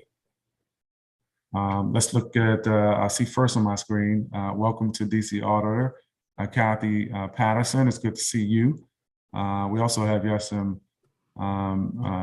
Taylor, who's Executive Director of DC Policy Center. We have Rebecca Strauss, Director of Economic Initiatives, Federal City Council, Fritz Smallhouser, DC Open Government Coalition. We're going to begin with former Councilmember Patterson. Good morning to you. Thanks for being here. You can begin your testimony. Thank you very much. Thank you, Mr. McDuffie. As you mentioned, I'm Kathy Patterson. I'm the auditor of the District of Columbia, and I greatly appreciate the chance to share information with the council on, as you noted, the past performance of the Office of the Chief Financial Officer, as reflected in some of our recent publications. And it's my hope that the context will provide the council with areas for discussion and also provide Mr. Lee with background on issues he may wish to address once he is, assuming he is confirmed as our next independent Chief Financial Officer. I'd also like to publicly thank Dr. Fitzroy Lee for his contribution over the last year, and I'm pleased that he plans to stay on as our Chief Economist and Deputy CFO. CFO position was created by the Congress in 1995 when it also created the DC Financial Responsibility and Management Assistance Authority in the wake of the district's financial crisis. That amendment to the Home Rule Act gave the CFO considerable statutory authorities, responsibilities, and independence to provide direct control over day-to-day financial operations of each district agency. Our CFO is an unusual, if not unique, public entity tantamount to a separate branch of government designed to be a check on both the executive and legislative branches through exercising separate and independent authority. As noted, some of our recent reports have raised a broad concern that the OCFO was failing to serve as an effective check by failing to operate independently in all times from the executive branch. Some of these concerns with independence, as the chairman noticed, were noted most directly in a series of audits on the Housing Production Trust Fund, which is managed by the Department of Housing and Community Development and provides loans and grants to developers seeking to build or preserve existing affordable housing. Between June 2016 and March 2018, we published 3 reports that focused on the administration of the trust fund. These audits identified weaknesses in the program that were preventing the district from maximizing the creation and maintenance of affordable housing units for low-income residents. We detailed lack of internal controls, poor financial management, and failure to comply with reporting requirements, which resulted in overspending on administrative costs, as well as improper repayments of federal grant money. We found that neither DHCD nor the CFO could provide loan or grant documentation to support $13 million in HPTF spending, which was 2% of the total that we looked at within our audit scope. We documented that the OCFO supported DHCD in a decision to spend $16.6 million from the trust fund to repay the U.S. Department of Housing and Urban Development for funds owed due to DHCD's ineffective management of federal grants. The OCFO failed to reprogram the funds prior to repayment, which obscured HPTF spending for the council and other oversight bodies. And while not illegal, that action represented poor cash management and a failure to adhere to the goals and purposes of the trust fund itself. To address this breakdown in controls, we recommended that the OCFO review and put in writing how it would reassert its independence from the executive branch agencies it serves by instituting new safeguards. We suggested that such safeguards include a rotation of key OCFO officials between agencies and/or clusters to reduce the possibility of potential bias. Such a step would mirror what has become professional best practice in auditing and is required in some instances in the private sector by the federal Sarbanes-Oxley law. It would also be consistent with our own practice of rotating auditors for the district's annual comprehensive financial report managed jointly by the OCFO and the Inspector General. While the OCFO accepted other recommendations in our Housing Production Trust Fund reports, the agency declined to accept these recommendations related to independence, indicating they would accept any risks inherent in the failure to accept these. Turning to budget issues, I was privileged to serve on the DC Council when the district's system of accounting and reporting was brought online some 25 years ago. Under the leadership of then Mayor Williams and CFO Natwar Gandhi, the OCFO Office of Budget and Planning led the development of performance-based budgeting in alignment with SOAR and implemented over several years. When I returned to DC government as the auditor at the end of 2014, I was sorry to learn that while SOAR was still in use, attempts to replace it having failed, the city had essentially dispensed with most of the elements of performance-based budgeting, even though the statutory requirements remain in place. We issued a letter report in February of 2019 to bring this more formally to the attention of officials in the district and the lack of compliance with the district's performance-based budget requirements. The code sets out the timetable and requirements for each of the district's annual budget and notes each agency that has transitioned to a performance-based budget shall submit a copy of its strategic business plan to the council prior to January 31 of each year. It states that the Office of the City Administrator, in conjunction with the Office of the Chief Financial Officer, shall make available these strategic business plans to the public and display them on our internet. The most current business plan I've been able to find dates to 2007. In addition, under the PBB structure, the Office of Budget and Planning within the OCFO is tasked with taking the lead on reviewing all expenditures, program definitions, and benchmarks as outlined in the code. We noted in our management alert that both the administration and the OCFO had shifted away from the vision of performance-based budgeting, which was built around actual costs of services and activities, so that each year you would calibrate increases or reductions in the budget based on the efficiencies of current service delivery. We urged in that management alert that there either be compliance with the code or that the council consider amending so that we're not out of compliance. And I would make that same point today, that the OCFO has not ensured that these provisions of the code are complied with and has deferred to the Office of the City Administrator despite that shared responsibility. And as you know, Mr. Chairman, the district has finally embarked on replacing SOAR with a new enterprise financial system known as the District Integrated Financial System, or DIFS. So a question would be, is it the current intention to amend the code or to ensure that DIFS itself complies with the current language around a performance-based budget? And for these issues aren't hypothetical and they aren't academic. They're real-world concerns that I share as auditor. We would be in a far better position to address the efficiency and effectiveness of district programs if the government followed the requirements of the performance-based budget law, and the required strategic business plans will provide our auditors with a roadmap of what agencies expect of themselves at a sufficiently granular level for us to audit against those expectations. A major goal of both SOAR and performance-based budgeting was transparency. And I can assure you that the year these were implemented, the millennial year, marked a brave new world at the Wilson Building. Each council office was to have read-only access to the financial system, and members of our council staff had training to be able to improve budget oversight. It was even envisioned that our eventual bosses, the residents of the district, would have direct access to the financial system on a read-only basis. And budget oversight meant not simply drafting a budget each spring, but monitoring budget execution throughout the fiscal year. That's not been the case today. Council staff, by and large, do not have the ability to access SOAR. Many members of my staff did get some special training, and I'm pleased to report that when we sought to arrange this, the previous CFO, Mr. DeWitt, was very accommodating, but it's not been the normal course of doing business. Another issue related to the independence of the CFO is the robust system of financial reporting that was established 25 years ago in the wake of the financial crisis. The OCFO produces monthly and quarterly financial review process reports on district agencies, reflecting each agency's spending. But these are not provided to the council in writing as they were during my tenure, and they're difficult to obtain, but they would provide, if they could be provided electronically, a much better information, not just to the council, but through to the public, to my office and other offices, and really be a welcome contribution to financial literacy across the government. I also would recommend that these reports be complete, because too often these days they don't include what the action plan will be for each agency to correct its budget overspending. There may be additional information, Mr. McDuffie, that you would want the council to have to provide better oversight on budget. And you may want to engage with the new CFO as DIFS is brought online in order to specify the kind of additional information that you want. Another compliance issue the council may wish to raise is the publication of a multi-year financial plan.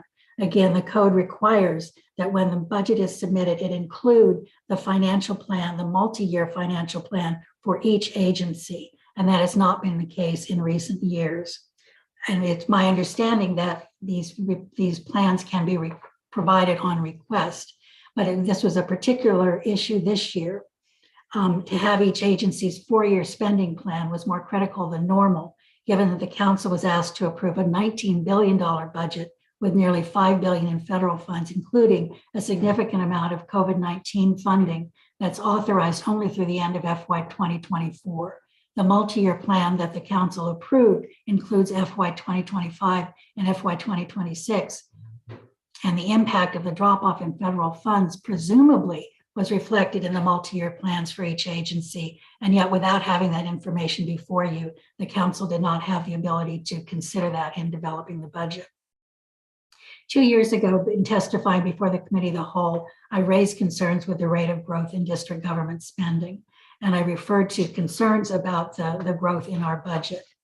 I know that the Chief Financial Officer, Dr. Lee, included some cautionary notes in the budget when it was submitted this year. And I mentioned these cautionary notes in the hope that the council will discuss with the nominee his own views on the economy, as well as how he expects to approach the unique financial challenges we face as the nation's capital, and how he envisions his role in providing guidance to the council in making budget and policy decisions. Ms. Patterson, And that concludes my. Go ahead. I'm sorry, I'm finished. That concludes my remarks.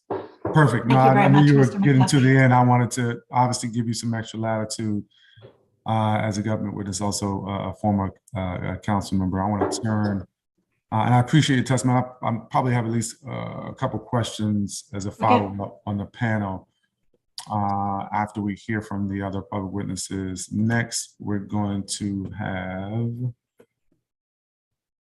yes, Sayan. And good morning to you again. You can begin your testimony. Good morning. Thank you so much. My name is Yeşim Sayan, and I'm the Executive Director of the DC Policy Center, an independent, nonpartisan think tank advancing policies for a strong, competitive, and vibrant economy in the District of Columbia. As we welcome a new CFO to the city, the district is facing headwinds unlike we have seen in recent history. Main sources of economic vibrancy and strength and resiliency in the city are showing significant signs of weaknesses, impacting the district's key revenue sources. We are losing population, commuters, and the office demand is weakening. These all have implications for income, sales, and property taxes. In the interest of time, I'm not going to go through the details of why I say these things. They're in my testimony. This council has heard from me over long hours on these issues. So I just want to kind of move on to looking forward, what I think are the most pressing issues for the incoming CFO to tackle in the next few years.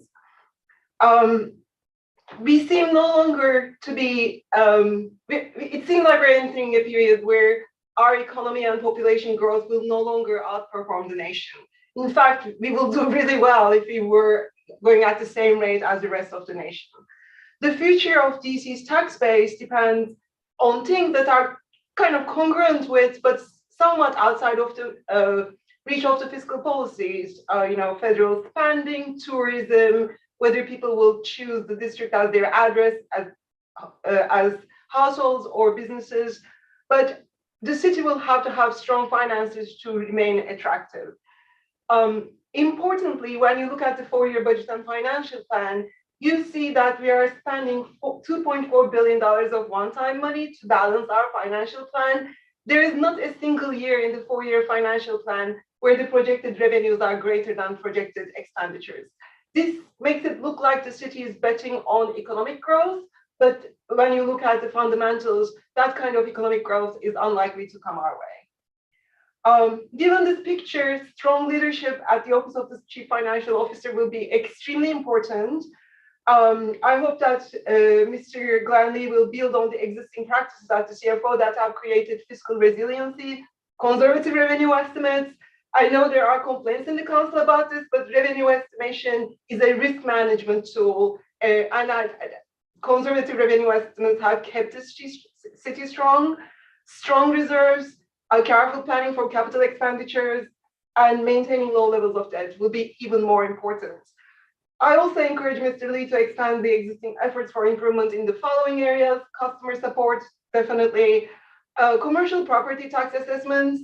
The most recent assessments show a $2 billion increase in the downtown office buildings.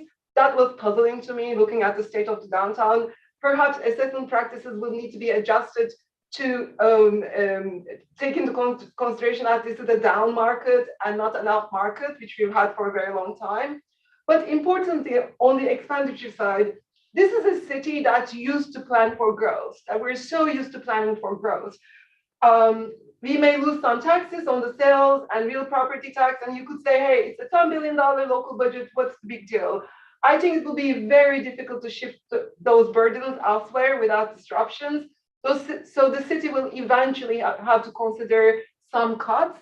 I think what the CFO's office can do, that the difficult job of making cuts will fall on the shoulders of the council and the mayor.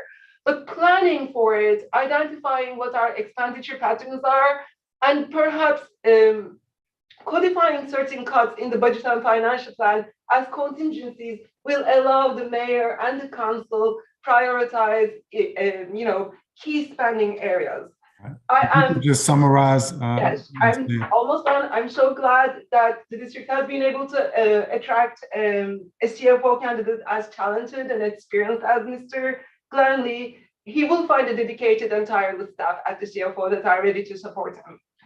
I'm also very happy that Dr. Fitzroy will stay in his capacity as his Chief Financial Officer, because the city will need his steady hand, his good judgment, and his depth of knowledge. That's all I have to say. Thank you for the opportunity to testify, and I'll take any questions you may have. And thank you for your testimony. I'll note a second witness in a row to mention Dr. Fitzroy Lee. So I think that's a testament to his dedicated service to the office and to the city. I'm going to turn next to Rebecca Strauss, Director of Economic Initiatives at the Federal City Council. Welcome. You can begin your testimony whenever you're ready. Thank you. I'll try to be brief. Good morning, I'm Becky Strauss, Director of Economic Initiatives at the Federal City Council. I'm here to give the Federal City Council's endorsement of Glenn Lee to be the city's next Chief Financial Officer. He is the right person for such an important job. He's proven himself a model financial manager for the city of Seattle. And he has broad experience from all angles of fiscal management, accounting, payroll, debt management, tax administration, business licensing, and tax filing. Mr. Lee would follow in the footsteps of a long line of top-shelf CFOs who have turned the district from one of the worst fiscally run cities in the country to one of the best. The city must protect its hard-earned AAA bond rating, its clean audits, and its deep cash reserves. The Federal City Council has always fought for responsible fiscal policy and fiscal governance. Our president and CEO, Tony Williams, was the city's CFO in the dark days of the control board era, and when mayor, he set the city on a strict fiscal course, setting the stage for where we are today. But after 2 decades of remarkable economic growth, which has enabled remarkable tax revenue collection and budget expansion, the city may be facing some daunting fiscal headwinds. As Yeshim Sayan from the DC Policy Center has laid out in her testimony, the city is entering a period where the city's economy and population growth are no longer outpacing the nation's. Because of remote work, the district is losing commuters and taxpayers. Meanwhile, federal fiscal stimulus that helped the city plug pandemic-era fiscal gaps will soon end. Hard decisions may be ahead for DC policymakers, and they must be able to trust that the CFO will provide honest, informed analysis. And we are confident Glenn Lee will deliver that analysis, provide strong leadership, and preserve the city's fiscal fundamentals. Thank you. And thank you for your testimony. We're going to turn to our fourth and final public witness, Fritz Smallhouser with the DC Open Government Coalition. Good morning to you. You can begin your testimony. Thank you very much, Mr. Chairman, members of the committee. I'm Fritz Smallhouser. I'm co-chair of the legal committee of the DC Open Government Coalition. We've been advocating for the last decade or so for public access to records, to meetings and data. We've enjoyed especially working with you, Mr. Chairman, several years back to make sure access to police body-worn camera video was allowed for the public, and you led pioneering legislation that made our law groundbreaking for the nation in that regard. Thank you for that. We join the remarks of the colleagues this morning welcoming Mr. Lee to his potential future job. We were very pleased to see his resume saying that he's committed to implementing transparent financial processes that provide clarity to decision makers and the public. That couldn't be stated better as a goal of our coalition. And I'd like to talk this morning briefly just about one narrow topic of the OCFO's work, which is responding to public records requests. These are made under the district's Freedom of Information law, and that law provides, with few exceptions, that public records can be accessed by the public. And there's some work to be done in that area at the OCFO. And I'd like to offer those thoughts for the committee to explore with the nominee and for Mr. Lee to consider as he takes up the challenges should he be confirmed as the next CFO. Look, OCFO has FOIA problems. Information to guide the public to make requests on their website is wrong. The form for submitting requests under FOIA has unlawful and unhelpful elements. It's not a good user experience. As to performance in the past year, requests were not answered promptly. It was a tough year, but the median response was still much longer than the statutory deadline, which was back in place over a year ago. And a third of requests took over 26 days, way outside the limit of 15. But the good news is that 2/3 of processed requests were granted in full. This is extraordinary. but reflects the fact, I guess, that OCFO data is all numbers. The other agencies that delay and redact and apply exemptions are dealing with people records, and OCFO is blessed with having business records. Our testimony gives an extensive appendix with details of what I just said. The OCFO fortunately has the means to address the problems. They have advantages over the typical agency. First, they're highly independent with the authority that they've used to decide FOIA processing software different from all other DC agencies. They've replaced an old solution, got a new one, and they can tell the firm what to do. And they have skilled professional staff. They have a 100 IT staff compared to Octo, which has 200 for the entire city's IT needs. So I think they're skillful folks that can make the FOIA system trains run on time.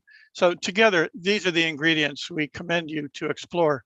Definite FOIA problems, independent authority to make the decisions necessary, ample staff, so change to improve the user experience with CFO information shouldn't be difficult. Please talk with Mr. Lee about plans he might suggest as a priority for correcting the details we identified today as misleading or incorrect. And second, to engage in the longer range discussion that if they're basically granting most FOIA requests, they should be publishing those informations Mr. already. Mars, I'm going to ask you if you I'm could done. summarize your testimony. We have two things to commend for your conversation today. We look forward as our coalition to working with the CFO to improve public access to their good work. Thanks so much. And thank you for your testimony. I want to thank each of the witnesses for their testimony this morning. I really do appreciate you all taking the time to share those insights, and I will have some questions based on your testimony. And also, I imagine we're going to be, my staff and I are going to be following up to make sure we give the CFO some opportunity to answer in more detail some of the questions that you all laid out in your written testimony. I think we have written testimony from everyone, except maybe, I don't know if I saw testimony from Rebecca Strauss. In any event, let me just ask a couple of quick follow-ups to the witnesses before we move to Mr. Lee and allow him to testify. Transparency has come up as a theme in some of the testimony we heard this morning. The importance of the independence of the CFO is another thing that I think I heard in some of this morning's testimony. So I want to ask Kathy Patterson if she wants to share any specific examples of how she thinks the OCFO should be exercising its independence to improve the important oversight of district funds that the office plays, specifically as it relates to HPTF, but maybe more broadly if you'd like to share. Sure. And one of the things that I did touch on in my testimony was the notion that we had recommended the consideration be given to essentially moving people around within the senior reaches of the CFO. And when we initially made that recommendation, some of the deputy and associate CFOs had been in their positions working with the same cadre of agencies for 12, 15, 17 years. And we were suggesting that as has been considered as something to think about with Sarbanes-Oxley and other professional situations, to consider sort of rotation. Some of that has happened naturally since that recommendation was first made, but there still are folks who have been working with the same set of agencies over a long period of time, again, a couple for like 10, 12 years. So that was one piece. And the other was just simply putting in writing CFO policies that clarify the other points of having independence. I know one of the issues that I did not touch on in my testimony, but that has been an issue for council members and staff, has been the issue of fiscal impact statements. And making sure that the CFO staff that are tasked with that onerous task have sufficient knowledge to delve into budgets and not simply take the word of program staff who may oppose whatever it is that the council is seeking to do. So those are a couple of examples that I think could improve in terms of the sense of the independence.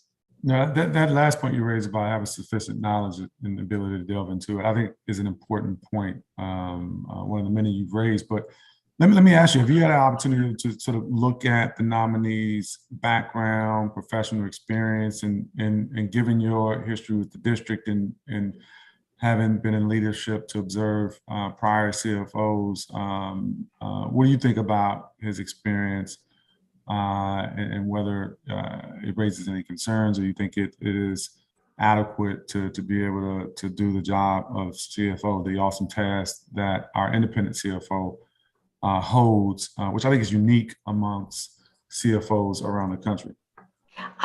It is an impressive resume, and I want to point out one element of it that had me cheering, and that was time that Mr. Lee has spent with the California Office of the Legislative Analyst, which is in my experience, one of the best think tanks in the country. And when I was a council member, I wished we had something like it. The other thing I would just say, and I do recall sitting in my office in 1995, perhaps, with then CFO nominee Tony Williams, and saying to him, Mr. Williams, if you know what you're getting into and you still want to do the job, then perhaps you're the right person for the job. And I submit that that's a good qualification too. If Mr. Lee really knows what it's going to be all about and wants the job, then I think that's a good recommendation. Awesome. So, Ms. Sand, you raised a couple of things that I want to bring up and just maybe ask you to expound on a bit. In your testimony, you said that the city's finances rely on one-time spending of $2.4 billion through fiscal years 23 through 26, budget and financial plan period, with recurring revenues, I'm reading here, projected to remain below recurring expenditures in each year of the 4-year plan. This means the city's finances are betting on economic growth, and the current picture suggests this type of growth is unlikely to materialize. You also talk in your testimony about DC's reliance on revenue from income tax withholding and commercial property taxes, which are becoming more volatile. You paint a pretty sobering picture.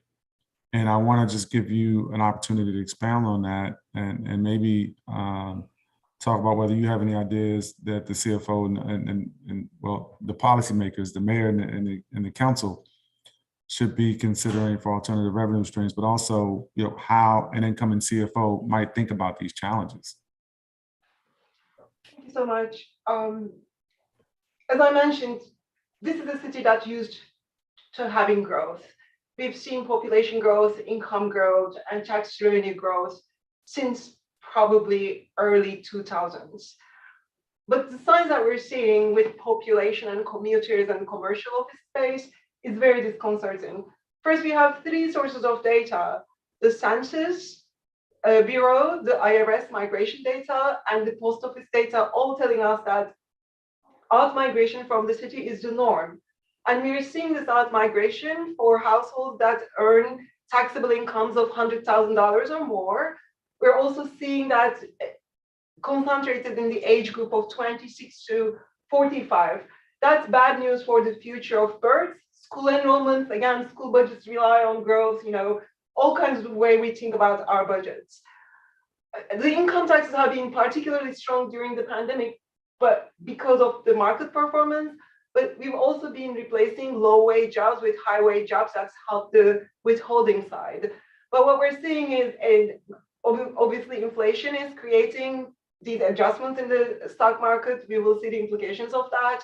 We're also losing taxpayers now.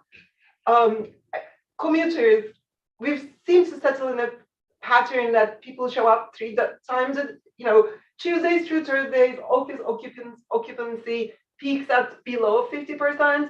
The downtown is largely empty after Mondays and Fridays. If you want to get a cup of coffee somewhere in downtown, you're out of luck after 2 o'clock. But why that matters is there was someone working in that coffee shop taking home a paycheck, and they're not doing that anymore. So because of the nature of the work we have in the District of Columbia, a large share of the commuters will be able to work from home easily. And historically, getting a job in DC has been the #1 driver of population growth. losing that, there's going to be a feed into our population data as well. Lastly, we have 975 buildings, large office buildings in the District of Columbia. That's 0.5% of all taxable property, 25% of all value, and 40% of all taxes. So I have this one big egg, it's sitting in a basket, and the bottom of that basket is pretty frayed. And we're gonna see, if leasing activity doesn't improve, we'll see more losses in the commercial property taxes. Going back to what will be most important in the next 4 years for the independent CFO's office, I think the risk management and creating resiliency will be most important. As I mentioned, we already have tools for that. You know, the conservative revenue estimates. One of the reasons why we see in the budget and financial plan use of one-time money is the expectation that the revenue estimates are too conservative. We can put some one-time money in here. By the time the year ends, there will be underspending. There will be, you know, the revenues will be greater. So, you know, our organizations learn to live with the behavior of each other. So the council and the mayor, the executive side, have figured out that one can take advantage of the conservative revenue estimates by plugging in a one-time spending, hoping that that need will disappear through the year.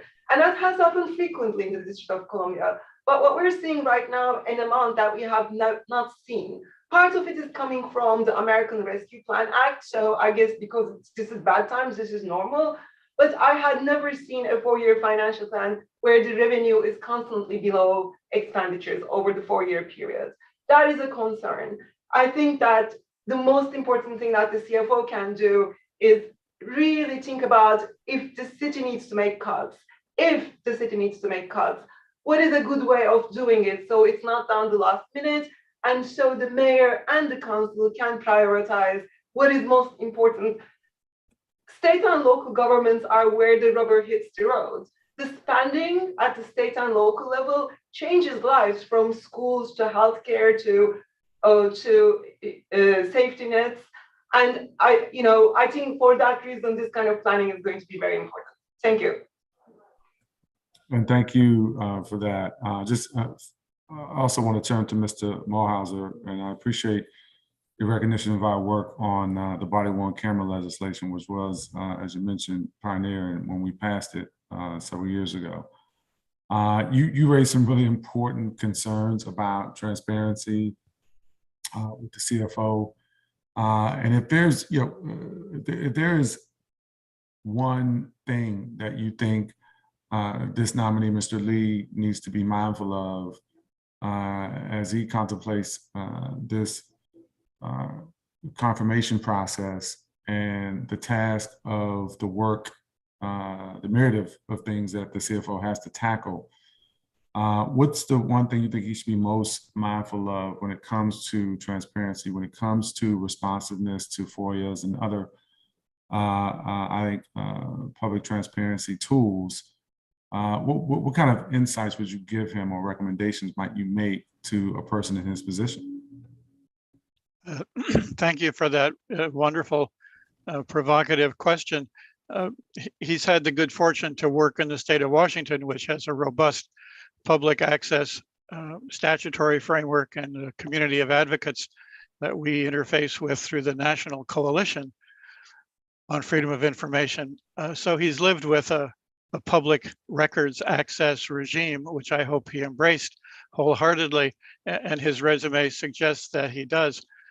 The future of public access to government records is not request by request, drip, drip, drip, keeping track of incoming, assigning searches, redacting names and addresses, and handing out details. It's about government posting what most people need to read and understand already beforehand. It's called proactive release. And that's the cutting edge of getting on top of the FOIA bundle of problems, which is we have untrained or limited training for staff. We have limited technology. We have weak capital investment in IT in most agencies. And the result is a perfect storm of FOIA delays and mistakes. Even the mayor's office is too busy to adjudicate FOIA appeals of denials, and they used to find half of them were wrong and return them. So for Mr. Lee, I encourage him to embrace best practice, whatever it may be, amongst his financial officer peers about proactive release of information. He could study the 300 FOIA requests of the last year and say, what did people mostly want, which we gave them, and put that up in the future. No, I appreciate that. And you all provided, just to be clear, I do have the testimony of all the witnesses who provided testimony, including, I think I said earlier, I may not have had Rebecca Strauss's, but I do have it, and it's all great. And we're going to add it to the record, and we certainly may have some follow-up with you all to make sure that we give Glenn Lee the opportunity to respond to some of the, I think, important questions that you raised. I'm going to ask some of those questions of him after he provides his testimony, but I want to thank you each for providing your testimony this morning and taking the time out of your busy schedules, given the, I think, the important role, one of the most important roles that we have in our government, which is the CFO, the independent CFO. Your testimony, your questions, your insights are extraordinarily important to the committee's process. So thank you for that. I am going to turn next to our nominee, Glenn Lee. I want to welcome you to the council and to the Committee on Business and Economic Development. You can begin your testimony whenever you are ready. Thanks. Good morning. Let me know if you can hear me clearly. We can hear you. Very good. Well, thank you very much, Councilmember McDuffie. Good morning to you and members of the Committee on Business and Economic Development. I am Glenn Lee, the current City Finance Director for the City of Seattle. I am honored to be nominated by Mayor Bowser to serve as the District of Columbia's next Chief Financial Officer. I am also thankful to the committee for holding this hearing on my nomination, and I welcome the opportunity today to discuss with the committee and fellow council members my background, experience, and vision for the position. I started my career, as has been noted, in public finance as a fiscal and policy analyst with California's highly regarded Legislative Analyst Office. My responsibilities were to assess California tax policies and revenue trends for the state legislature. I also authored analyses of ballot measures that were published in the statewide official voter information guide used by over 15 million voters at the time. In 1994, I took the position of lead revenue forecaster for the City of Seattle's budget office. While in this role, my colleagues and I implemented state-of-the-art forecasting procedures for the city's largest tax revenues. Over time, my role expanded to become Assistant Budget Director for Seattle. In this position, I was responsible for economic and revenue forecasting as well as budget development. Our revenue team evolved into an industry-leading regional economic forecasting unit, estimating the Seattle area's $300 billion a year annual economy and the city's tax and revenues. Our team also updated the city's budget planning practices, which streamlined budget development as well as approval processes. In 2010, I was appointed to be Seattle's Director of Finance. I was reappointed in 2014 and again in 2018. My responsibilities include overseeing the city's accounting, treasury, debt management, risk management, and payroll functions. In my role, I manage the city's effort to standardize financial processes and implement new financial and human resource information systems. In addition, I manage Seattle's tax administration function. In this capacity, I lead a coalition of Washington state cities that operates a multi-jurisdictional business licensing and tax filing system for Seattle region taxpayers. I serve as a member of the board to each of Seattle's 3 separate pension systems and as a member of the City Employees Deferred Compensation Plan Governing Board. Our city finance team achieved several notable successes during my 12 years as City Finance Director. And here's a few. While I served both as Assistant Budget Director and City Finance Director, our teams supported Seattle's efforts to navigate through three major recessions, 2001, 2008, and 2020.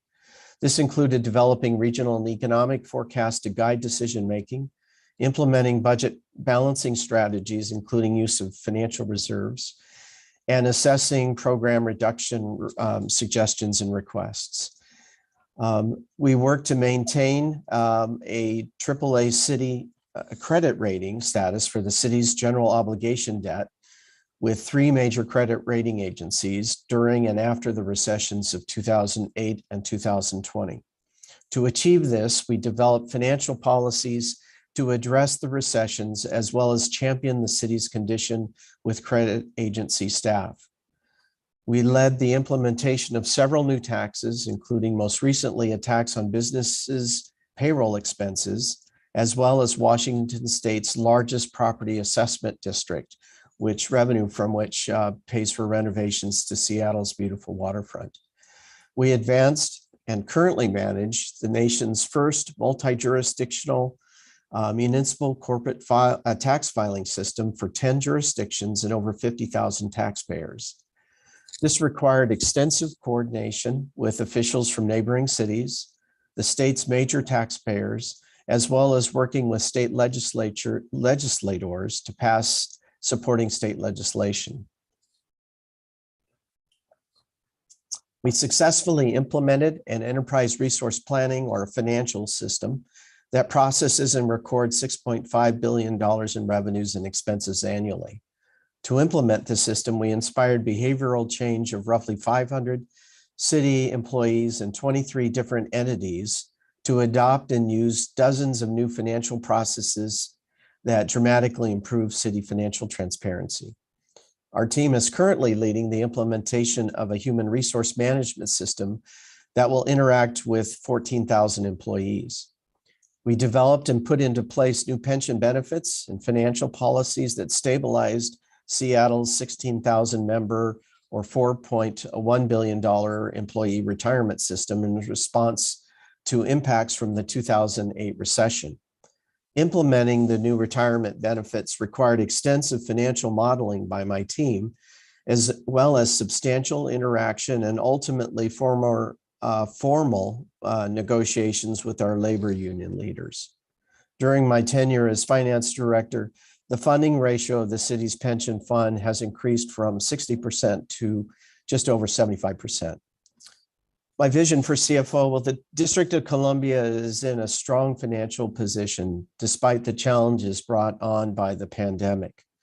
Reserves are at high levels. The Pension and Retiree Healthcare Trust Fund is fully funded. Audits show no significant transactional deficiencies, and strong financial policies and practices are in place. In light of these conditions, my primary goal would be to continue the legacy of fiscal and financial responsibility the district enjoys. In addition, I want to maintain OCFO's well-deserved reputation as a trusted institution that provides accurate and reliable information in a transparent and clear manner. Beyond this, I will initially focus on three topics. First, I want to help the district prepare for what I believe will be challenging economic times, both in the short and long run. The pandemic and more recently the war in Ukraine place significant pressures on the economy. Supply chain disruptions caused by the pandemic and commodity market shortages emanating from the war are leading to inflationary pressures we have not seen in decades. Many analysts believe that the risk of recession is increasing despite the relaxation of COVID-related restrictions. In addition, the pandemic has changed expectations for how office workers will congregate in urban centers. From my perspective, it has never been more important to continue the district's practice of estimating the implications of different recession scenarios on each of the district's major revenue streams, as well as district expenditures. Second, I will focus on understanding the health and integrity of the district's information technology systems that support financial processes. As you know, the district is in the final stage of implementing a new financial management system. This new system will undoubtedly improve district financial management in many ways. Implementing a financial management system, however, is not without its challenges, and I will devote a large portion of my time initially to helping our staff implement successfully the district's new system. More broadly, I will focus on the district's practices for cybersecurity related to financial transactions. Cyber theft is a constant threat and must be met by a dynamic, ever-evolving fraud prevention effort. Third, I want to learn from stakeholders of OCFO, their perspective on how OCFO can improve. What I've learned so far in my discussions with council members, the mayor, and your staffs is that OCFO is a highly respected organization. I also appreciate OCFO's strategic planning efforts, which from my perspective are state of the art for the municipal finance industry. But with new leadership comes an opportunity to hear concerns and compliments from stakeholders from a different perspective. I intend to seek feedback from key stakeholders of OCFO, not only from council and mayor, but from district program leaders, OCFO staff, labor unions, taxpayers, neighborhood groups, and citizens. While all work streams and priorities, of course, must be taken with the highest standards of integrity, ethics, and accountability. My conclusion is that my experience at the California Legislative Analyst's Office taught me that public finance professionals maintain their credibility by applying uncompromising analytical rigor to their assessments and by communicating technical concepts and information in clear, non-technical terms. In short, be accurate and be clear. I've worked very hard throughout my career to apply these practices and would continue to do so as the district's chief financial officer. I want to express my heartfelt thanks to Mayor Bowser for nominating me for this important position. I also want to thank her team for their thoughtful questions, frankness, and warm welcome during the interview process. I'm grateful to Seattle Mayors Harrell, Durkin, Murray, and McGinn for choosing me to serve as their finance director and our collaborative work together over the past 12 years. In addition, I'm grateful for many council members, employees, citizens, and business leaders of Seattle for the honor and privilege to serve, and especially for my team here in Seattle. All successes in government are ones we achieve not as individuals, but as leaders of teams in collaboration. Finally, thank you, Chairman McDuffie, the committee, and other members of the Council of the District of Columbia for your consideration of my nomination. I would consider it an honor and privilege to serve as the District of Columbia's Chief Financial Officer. This concludes my remarks. I would be pleased to answer any questions you may have. And thank you for your testimony, Mr. Lee. I do have some questions, and I also appreciate you answering the committee's pre-hearing questions that we submitted. We may have some follow-up as a result of some of the testimony we got from public witnesses, or perhaps some additional questions based on our interactions today. I want to begin by noting Mr. Smallhouser, who testified earlier, talked about your background in connection to the state of Washington and some of the I think highly regarded transparency tools there. We heard our auditor and former Councilmember Kathy Patterson talk about your tenure working at the highly regarded Legislative Analyst's Office in California. And I want to begin by talking about racial equity. And I will point out your experience working with Seattle, which I think has been a leader in government equity initiatives. And I've happened to interact with some of the folks doing some of the work in the city. And so, as I mentioned, we provided you with some pre-hearing questions, and I thank you for your responses. One of the questions that we asked that you consider and describe what a racially equitable District of Columbia would look like, and how the Office of the Chief Financial Officer could support that outcome. We asked that of all the agencies that perform oversight. All the agencies when the committee performs oversight. And if confirmed, are going to be tasked with providing fiscal impact statements, assessing the cost of legislation, et cetera. We already have here in the district a council office on racial equity, and they prepare our racial equity impact analysis. I'm just curious if what, if any, ideas you might have to improve some of the fiscal impact statement analysis, including any types of additional data that we might consider, or your office might consider if approved as a nominee. Well, at this moment in time, I don't have a specific plan for changing those assessments, but I will note that over my career here in Seattle, we've implemented a series of practices, we call them toolkits, of evaluating the impact on racial equity on financial decisions, in particular in program areas where you add or subtract or expand the scope of programs.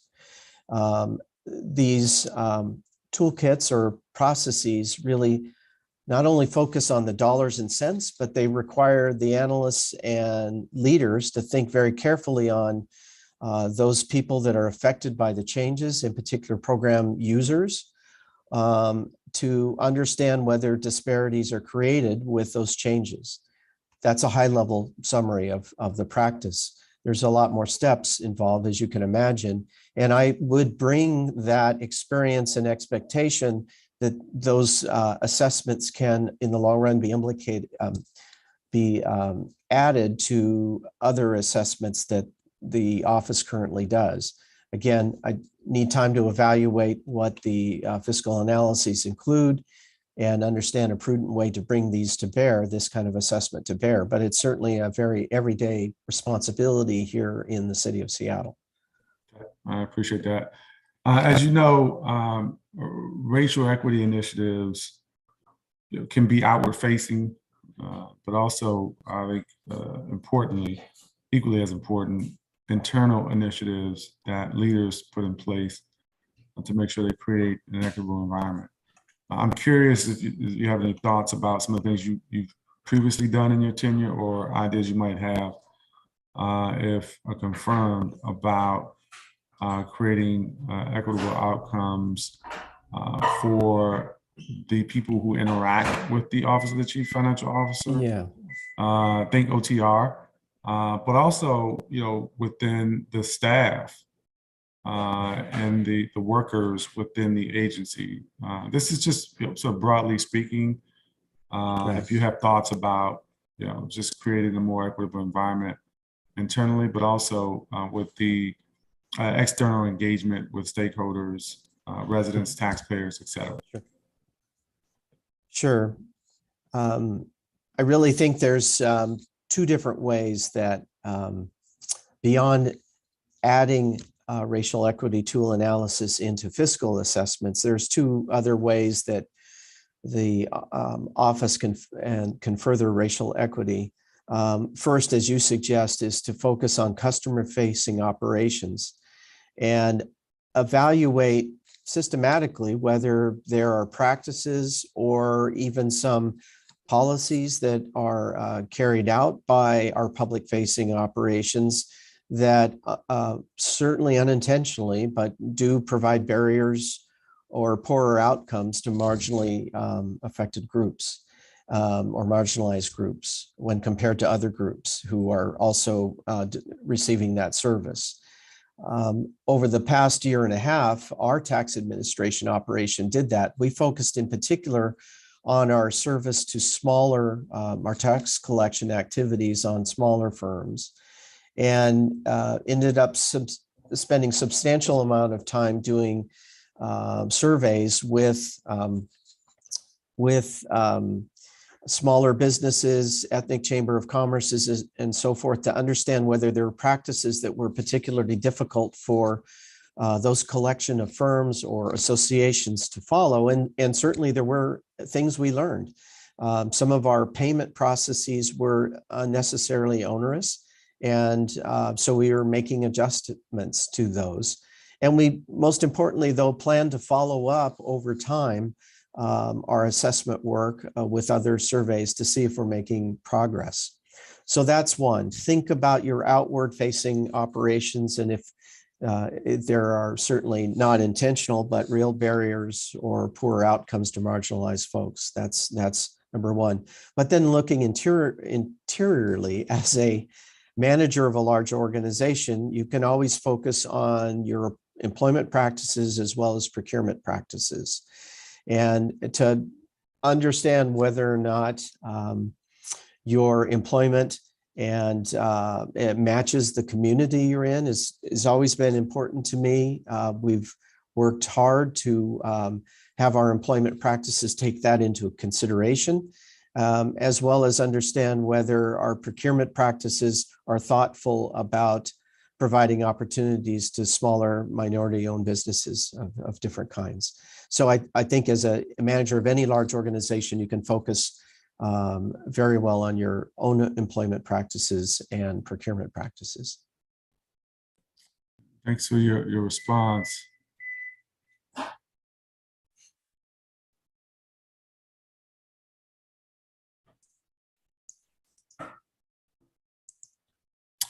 Yeah, my ongoing commitment, I think we chatted a little bit during our previous interactions on a call, but my ongoing commitment to building a more racially equitable DC really has informed the type of economic development policies that I've championed as chair of the Committee on Business and Economic Development, including supporting minority depository institutions. And there is one in the District of Columbia Industrial Bank, but also with pushing various relevant agencies with their engagement of diverse fund managers, including our retirement board, OCFO. What's your experience with engaging MDIs, CDFIs, and any experience you might have with engaging diverse fund managers in your prior work? I'll start with an observation.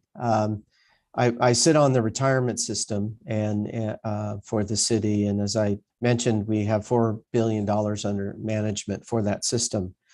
And many of us in the public sector who have retirement systems have been pressing the financial community to provide clarity about their commitment to racial equity and also environmental affairs.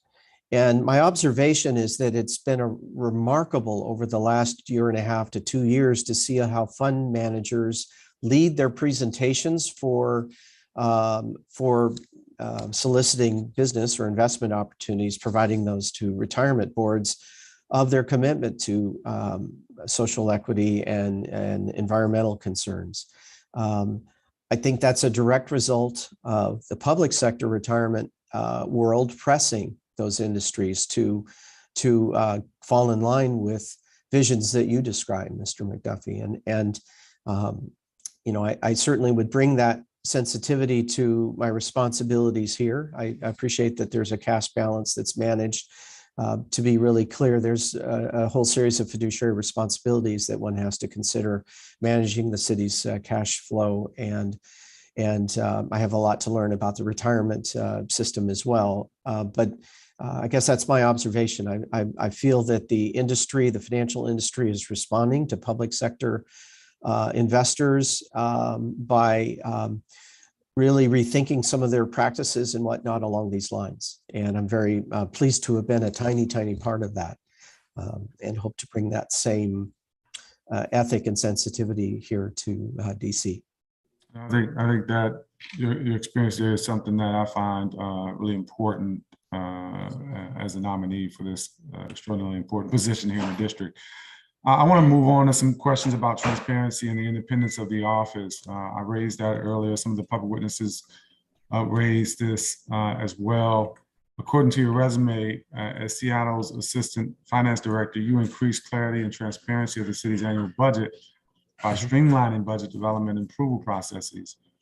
You also touched on this in your testimony today, and I want to give you an opportunity to describe in greater detail what those improvements were and how they benefited Seattle's budget processes. Sure. I'd say there's a couple levels to that. The first is what we did to clarify what departments had to do along with the budget office to just assemble technically their budget proposals, not only their what we would call baseline, but their ongoing service budget, but also the additions or reductions or changes of scope they proposed. When I joined or assumed that responsibility, there were many different approaches to all of those issues, and that led to a lot of confusion and last minute decision making that was unnecessary. The point of it is that we developed a single approach to manage our development of the baseline budget, which is a current service budget. In other words, our capital budget that would reflect all services and all departments in the city, and then standardized approaches to dealing with vacancy rates and so forth. And that by bringing clarity and standards to those assessments or judgments or development processes, we made the process for not only us to compile the budget, but for the mayor to consider the different proposals and ultimate council a lot clearer and simpler. In addition, we made adjustments to how the mayor proposes budget amendments all through the year, both the base budget and amendments through supplemental legislation during the year. Again, when I started, the supplemental legislation in particular was almost a department-driven issue where there could be 15 or 20 different ordinances throughout the year. That didn't make any sense. We wanted one or two ordinances with well-organized approaches to how to request for additional resources, and to have those requests mirror precisely the foundation and structure of the budget. And so that required a lot of interaction with council and council staff to ensure that they agreed with the concept to standardize those practices. And in the end, to this day, we still have the same cadence of how we structure the budget for legislative purposes, and then how all supplemental adjustments are precisely aligned with that original structure, and that we only do supplemental budgets 2 to 3 times a year, depending on economic conditions. This made the process less of an issue and more the topics that the mayor and council needed to deliberate the issue. As if you're disorganized, then numbers become a problem, process becomes a problem, and distracts from the real meat and potatoes issues that the council and the mayor have to consider. So we wanted to take those issues off the table, have standard understanding of what the budget structures were, what the nuts and bolts were, so that they could focus on policy.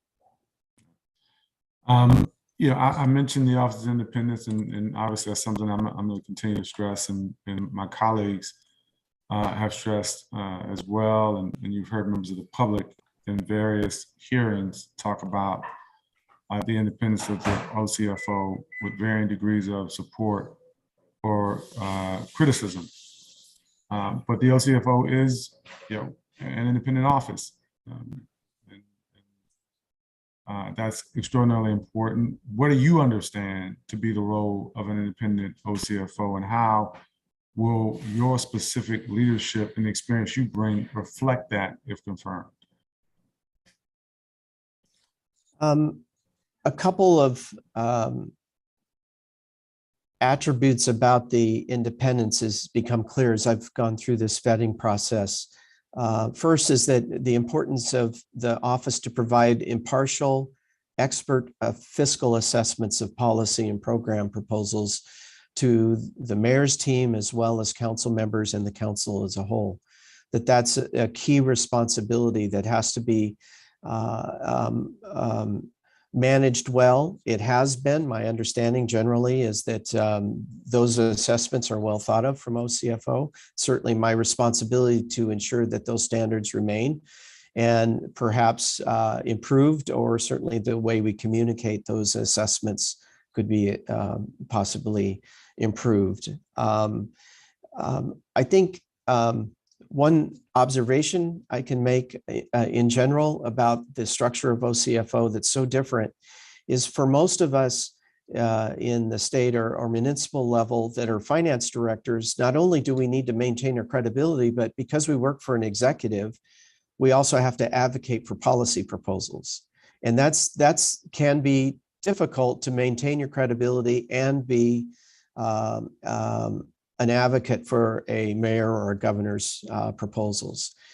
The way OCFO is structured, it takes that sometimes conflicting outcome away, where the OCFO and the CFO can focus on the analytical work and the communication of that analytical work. And I think that's just an observation that I have after spending time studying the job and talking to folks. And I think that's, frankly, from my perspective, this point in my career is a very exciting opportunity. And I hope to, again, focus on marginal improvements to the fiscal assessment work, both communication as well as technical, and provide that, as I said, the analytical rigor that is essential for the advice that the CFO would provide. So that's generally my thoughts on that. Appreciate that. I think people certainly want the analytical rigor as well as the objectivity that an independent CFO would bring. I think some of the concerns that people have observed over the years with different CFOs and different mayors, not attributing this to any particular CFO, but depending on the mayor's position on legislation, a FIS might be higher in the event a mayor opposes a council bill, or it might end up, if the mayor is supportive of a bill, an assessment where an agency can say they can absorb some modest costs. And so I think just throwing it out there as I think some of the concerns that I've seen as a council member for 10 years, and I'm sure if my colleagues were present would speak to, just sort of the varying level of engagement and lack of objectivity depending on what the initiative is, and sometimes feeling like the CFO may be wading into policy where that is not the role of the district's independent CFO. And so I appreciate your observation, and glad to hear you are mindful of that and have taken some time to really understand the role of the CFO here in the District of Columbia. This is a pretty straightforward question. I'm curious to hear your response, but if confirmed, what kind of CFO will you be? What kind of experience or ways that you think you might distinguish yourself from some predecessors? Are there things that you think in your experience and background stand out to make you uniquely qualified, or are there things that you'd like to share with residents and people in the District of Columbia who are really tracking this important position? What should they know about you in this role? There's two or three things that I think I'd like to describe. The first is that I think for all of the stakeholders of OCFO, that there's a heartfelt appreciation and respect for the organization that I bring. I believe that this position is the pinnacle of state and local finance jobs available in the country. To be considered, even nominated and then considered the position is a profound honor. So because of that, I would come in with an attitude of being humbled and honored to be here. And that doesn't mean that I'm concerned about being able to execute. I just think that being humbled and appreciative of the role and responsibilities here is an important starting point. And it's very unique with this position because of its very significant importance within the jurisdiction and then its unique role around the country. So I start with that. But The next step is to really think hard about how we can maintain our credibility that OCFO has, and it, to the extent possible, enhance it with council members and the mayor's staff initially. Understand what the concerns are that you described, that have been described to me by many council members, where sometimes the CFO could be biased toward the executive. I want to look into that issue a great deal. All to say that the establishing credibility is a very high priority. You have to, the district and the OCFO stakeholders have to have confidence that what we bring to the table is credible and even-handed and based on the best analytical work. So, that would be my objective, first and most important objective: maintain the credibility, perhaps on the margin, enhance it. As a manager of a large organization, I really focus on supporting my colleagues with their different responsibilities. In short, facilitating their output. I will certainly dive into an issue that needs to be resolved, but as an organization as big as and complex as OCFO deserves a leader who can provide long-range vision for the responsibilities and some of the processes we have, but then very quickly assemble people that can figure out ways to execute the vision, and then to delegate those plans to the responsible managers, and then ultimately have a culture that holds those managers together. And that's what I mean to those change responsibilities. I think that doesn't say that we review every performance evaluation. I think there's more to culture than something as simple as a performance evaluation. It's creating an expectation and a motivation for folks then to follow the plans that their colleagues have developed to improve their practices. One of the things that's really attractive about OCFO is their, as I mentioned in my remarks, their effort in strategic planning and the fact they've committed to continuously improve their activities and their practices. I think that's really exciting. It's pretty rare in our industry to be so bold and forthright about that, but I'm all in. I want to bring that as well to the organization as a manager. And just to be clear, I want to make sure that the record is clear. In terms of policymaking, do you believe it is the role of DC's CFO to engage in policymaking or not? I don't believe it's the role of CFO at all to engage in policymaking. However, it's the role of OCFO to provide credible analytics that the elected officials ask for as they consider policy. Okay. All right, and that's an important distinction. So I agree. I wanted to just make sure the record was clear in case folks were wondering.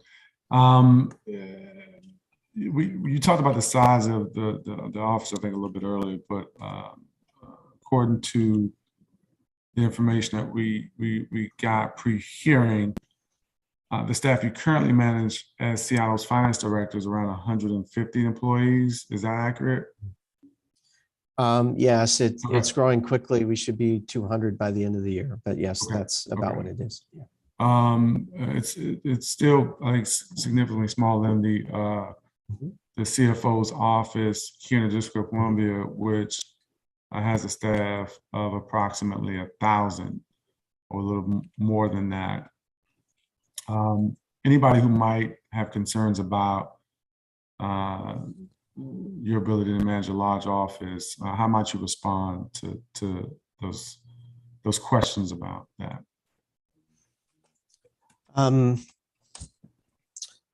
I think it's foolhardy not to admit that that's a step up and a larger degree of complexity. What I have faith in, based on my conversations with OCFO staff, is the mechanisms are generally in place to manage a larger organization, and that the responsibilities of the CFO in overseeing the organization are pretty well established. And I would look to the senior leadership team to show me where the best efforts, where my best efforts should go to helping foster the organization. In other words, a tangible example is I may engage in this particular position in a lot of vetting of particular candidates for our senior jobs because of the relatively smaller scale. That may not likely be appropriate for the new CFO based on their practices. Rather, it's ensuring that those who are vetting candidates for a senior job understand, what the objectives are for what the position is, its responsibilities, and so forth. So what I will bring is a sensitivity to the organization's current structure, a respect for that, but also an appreciation that the focus needs to be a level higher than someone in an organization my size. And I will actively think of that. That's an active change that one has to make, and I will embrace that with not only with the staff within the organization, the senior leaders, but hopefully with appropriate coaching along the way.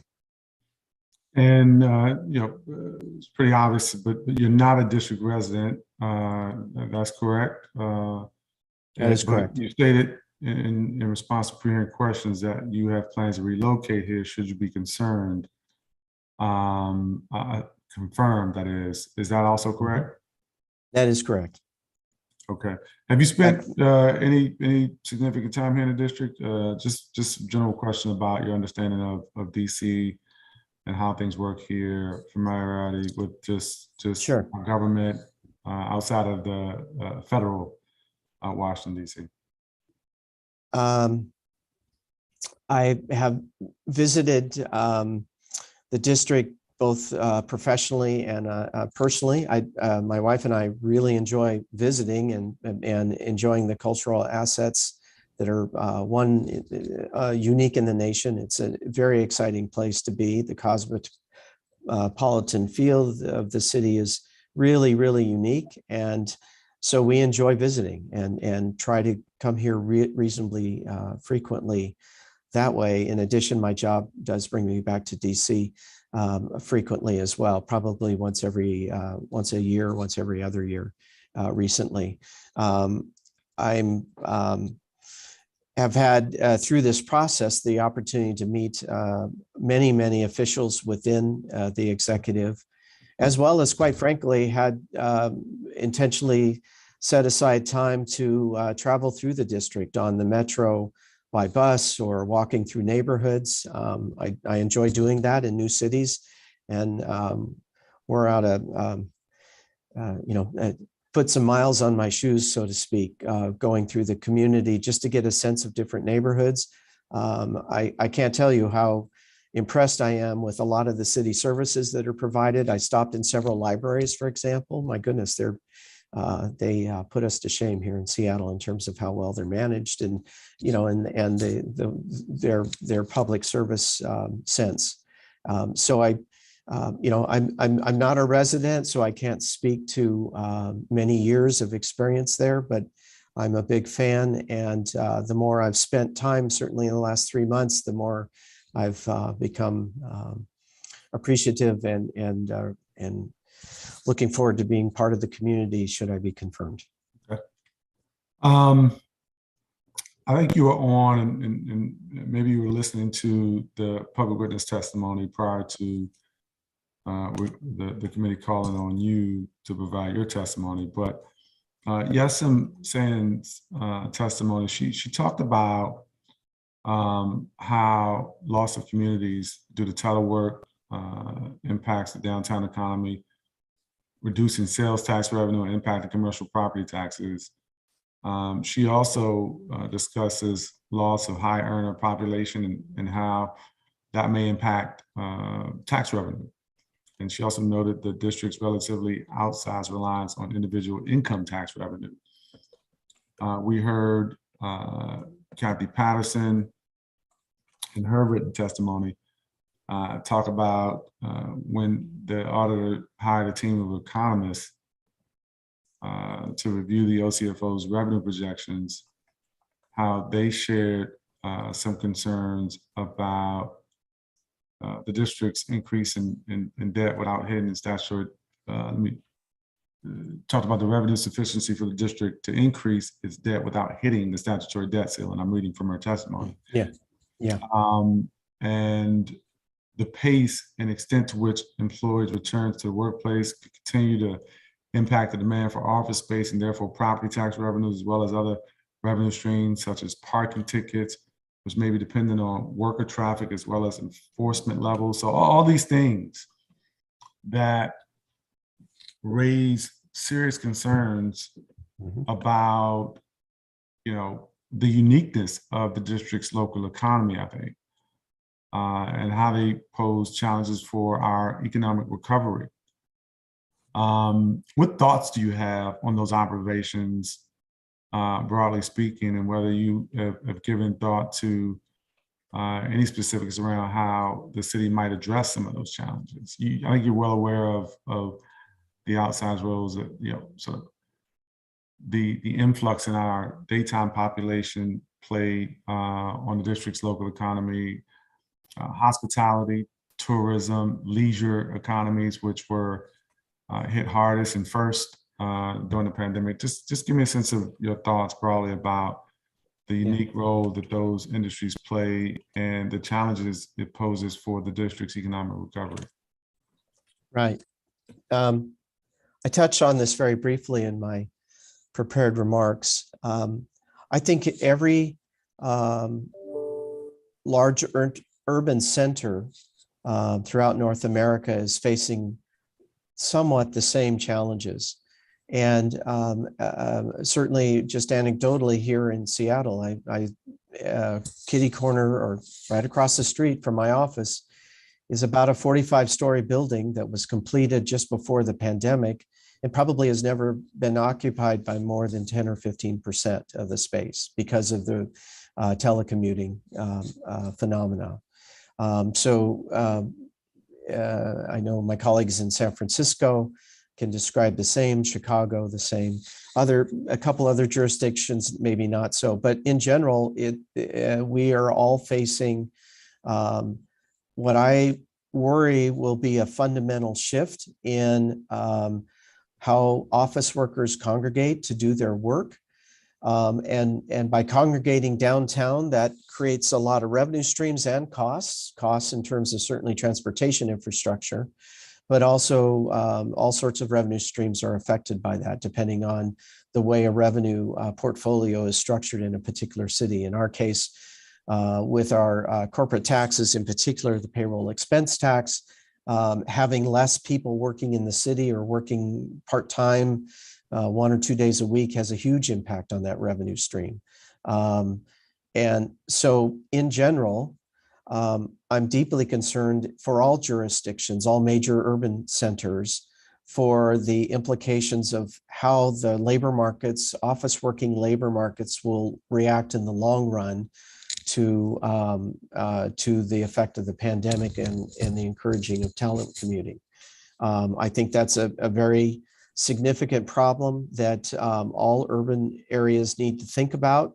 And so bringing that sensitivity to the table, I'm very, I would like to see the district and OCFO working with our stakeholders understand the implications of long-term lower density of commuters into the city, both on the revenue streams, property taxes right there, of course. There's some uniquenesses to your income taxes that may be not quite as sensitive, but I need to learn more. And then understand also on the service demand, what are the implications if you're having 200,000 or 300,000 fewer people? In larger cities, we have about a 300,000 commute into the city here in Seattle. What's the implication on services? Both good and bad in terms of, and then how would we reallocate some of our capital money or operating money between services if we see a substantially smaller inbound group of commuters? So I think it's incumbent on all of us across the country to think very carefully, look at these different scenarios, think of those scenarios and understand what it means to our revenue streams as well as our service delivery. More specifically in the short run, I am very concerned about the economy, and that was mentioned, that not only are we dealing with this really profound underlying potential change that's likely to cause revenue disruptions, but we have unprecedented inflation and what many analysts are calling for is near recession activity for the next year or so, at least. And so that will confuse the underlying return to work question somewhat.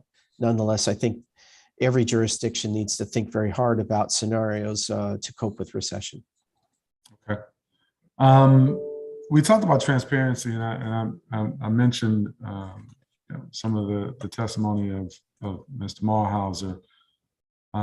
But I do want to just ask specifically as it relates to your thoughts on, well, I'd like to hear your thoughts on FOIA, Freedom of Information Act requests generally. But then I also asked if you have any plans as a priority for addressing some of the challenges that, I don't know if this is the first time you've heard it, but in his testimony, he talked about some of the challenges with FOIA with the OCFO. And specifically, he said that the information the guy FOIA requests is on the OCFO's website is wrong, and he lists some other concerns as well. Do you have any immediate thoughts to some of those concerns? I do. Being on the responding end of a very aggressive FOIA regime, which we have here in the state of Washington, and thank you to the testifier that for recognizing that. One has to really think hard about what systems you have to compile information that's being requested. It really comes down to the nuts and bolts of how accessible that information is to compile on an on-time basis. Probably more so in the financial area than in other areas where, as he pointed out, one needs to worry about redacting legally sensitive documents or aspects of the request. I'm very interested in seeing for financial health transactional monitoring how the new system that's being implemented in the district could facilitate quicker reporting of our financial affairs just routinely, as well as responding to FOIA. So that's my number one issue, is what are the mechanisms in place to provide the data that is being requested? Of course, that presumes that we can summarize the types of information that's being requested and then point it to what the new system would provide or not. So that would be my first step. But I'm a firm believer that we can't argue about numbers. We have to have our electeds argue about policy. And so that requires folks in my position to really be clear and transparent about financial transactions, estimates and analyses, so that we can take those issues off the table as a debatable item. And that is something I strive for. Clearly, in some cases, when you're forecasting, there's always debate around a forecast, but the underlying information should be clear, accurate, and transparent. So it's not part of the debate, rather it's the policy that's being debated in whatever form. I appreciate that response and look forward to engaging a little bit more around that. And perhaps you will engage Mr. Smallhouser and his organization around some of the concerns they've raised and see how it might help to increase transparency within the OCFO as it relates to FOIA and other challenges potentially. I'm wrapping up, coming to my end of my questions. Just note for the record, you answered a number of our pre-hearing questions around some of the standard things we ask nominees, do you live in a district, et cetera. And so I won't go through all those things. They will be made a part of a record for anyone who wants to access that, particularly my colleagues on the committee as they contemplate their consideration of your nomination. I do want to ask whether you or any member of your immediate family have any interest, financial or otherwise, that may directly or indirectly pose a conflict of interest for you in the performance of your duties as Chief Financial Officer, confirmed? No, not at all. Okay. I can say with certainty. Okay, I don't have any additional questions at the moment. As I noted earlier, there are a number of, I think, really important questions that some of the public witnesses raised. I've had an opportunity to ask a few of those throughout the course of the hearing this morning. We may decide to follow up with some additional questions based on their testimony, as well as the testimony you provided and feedback you provided to my questions here today. Do you have anything else that you'd like to add to the record before we adjourn? Thank you again for taking the time to consider my nomination. It's truly an honor to be at this point in the process, and really look forward to answering any additional questions you or your colleagues have. And thank you for your testimony this morning. Thank you to all the public witnesses who testified on the 3 measures this morning, and all the government witnesses as well. This marks the end of today's public hearing. Members of the public have until 5 p.m. on Monday, July 20th to submit statements for the record on either of the 3 measures covered today. The time is now 12:01 p.m. And this hearing is adjourned. Thanks to staff. Thank you.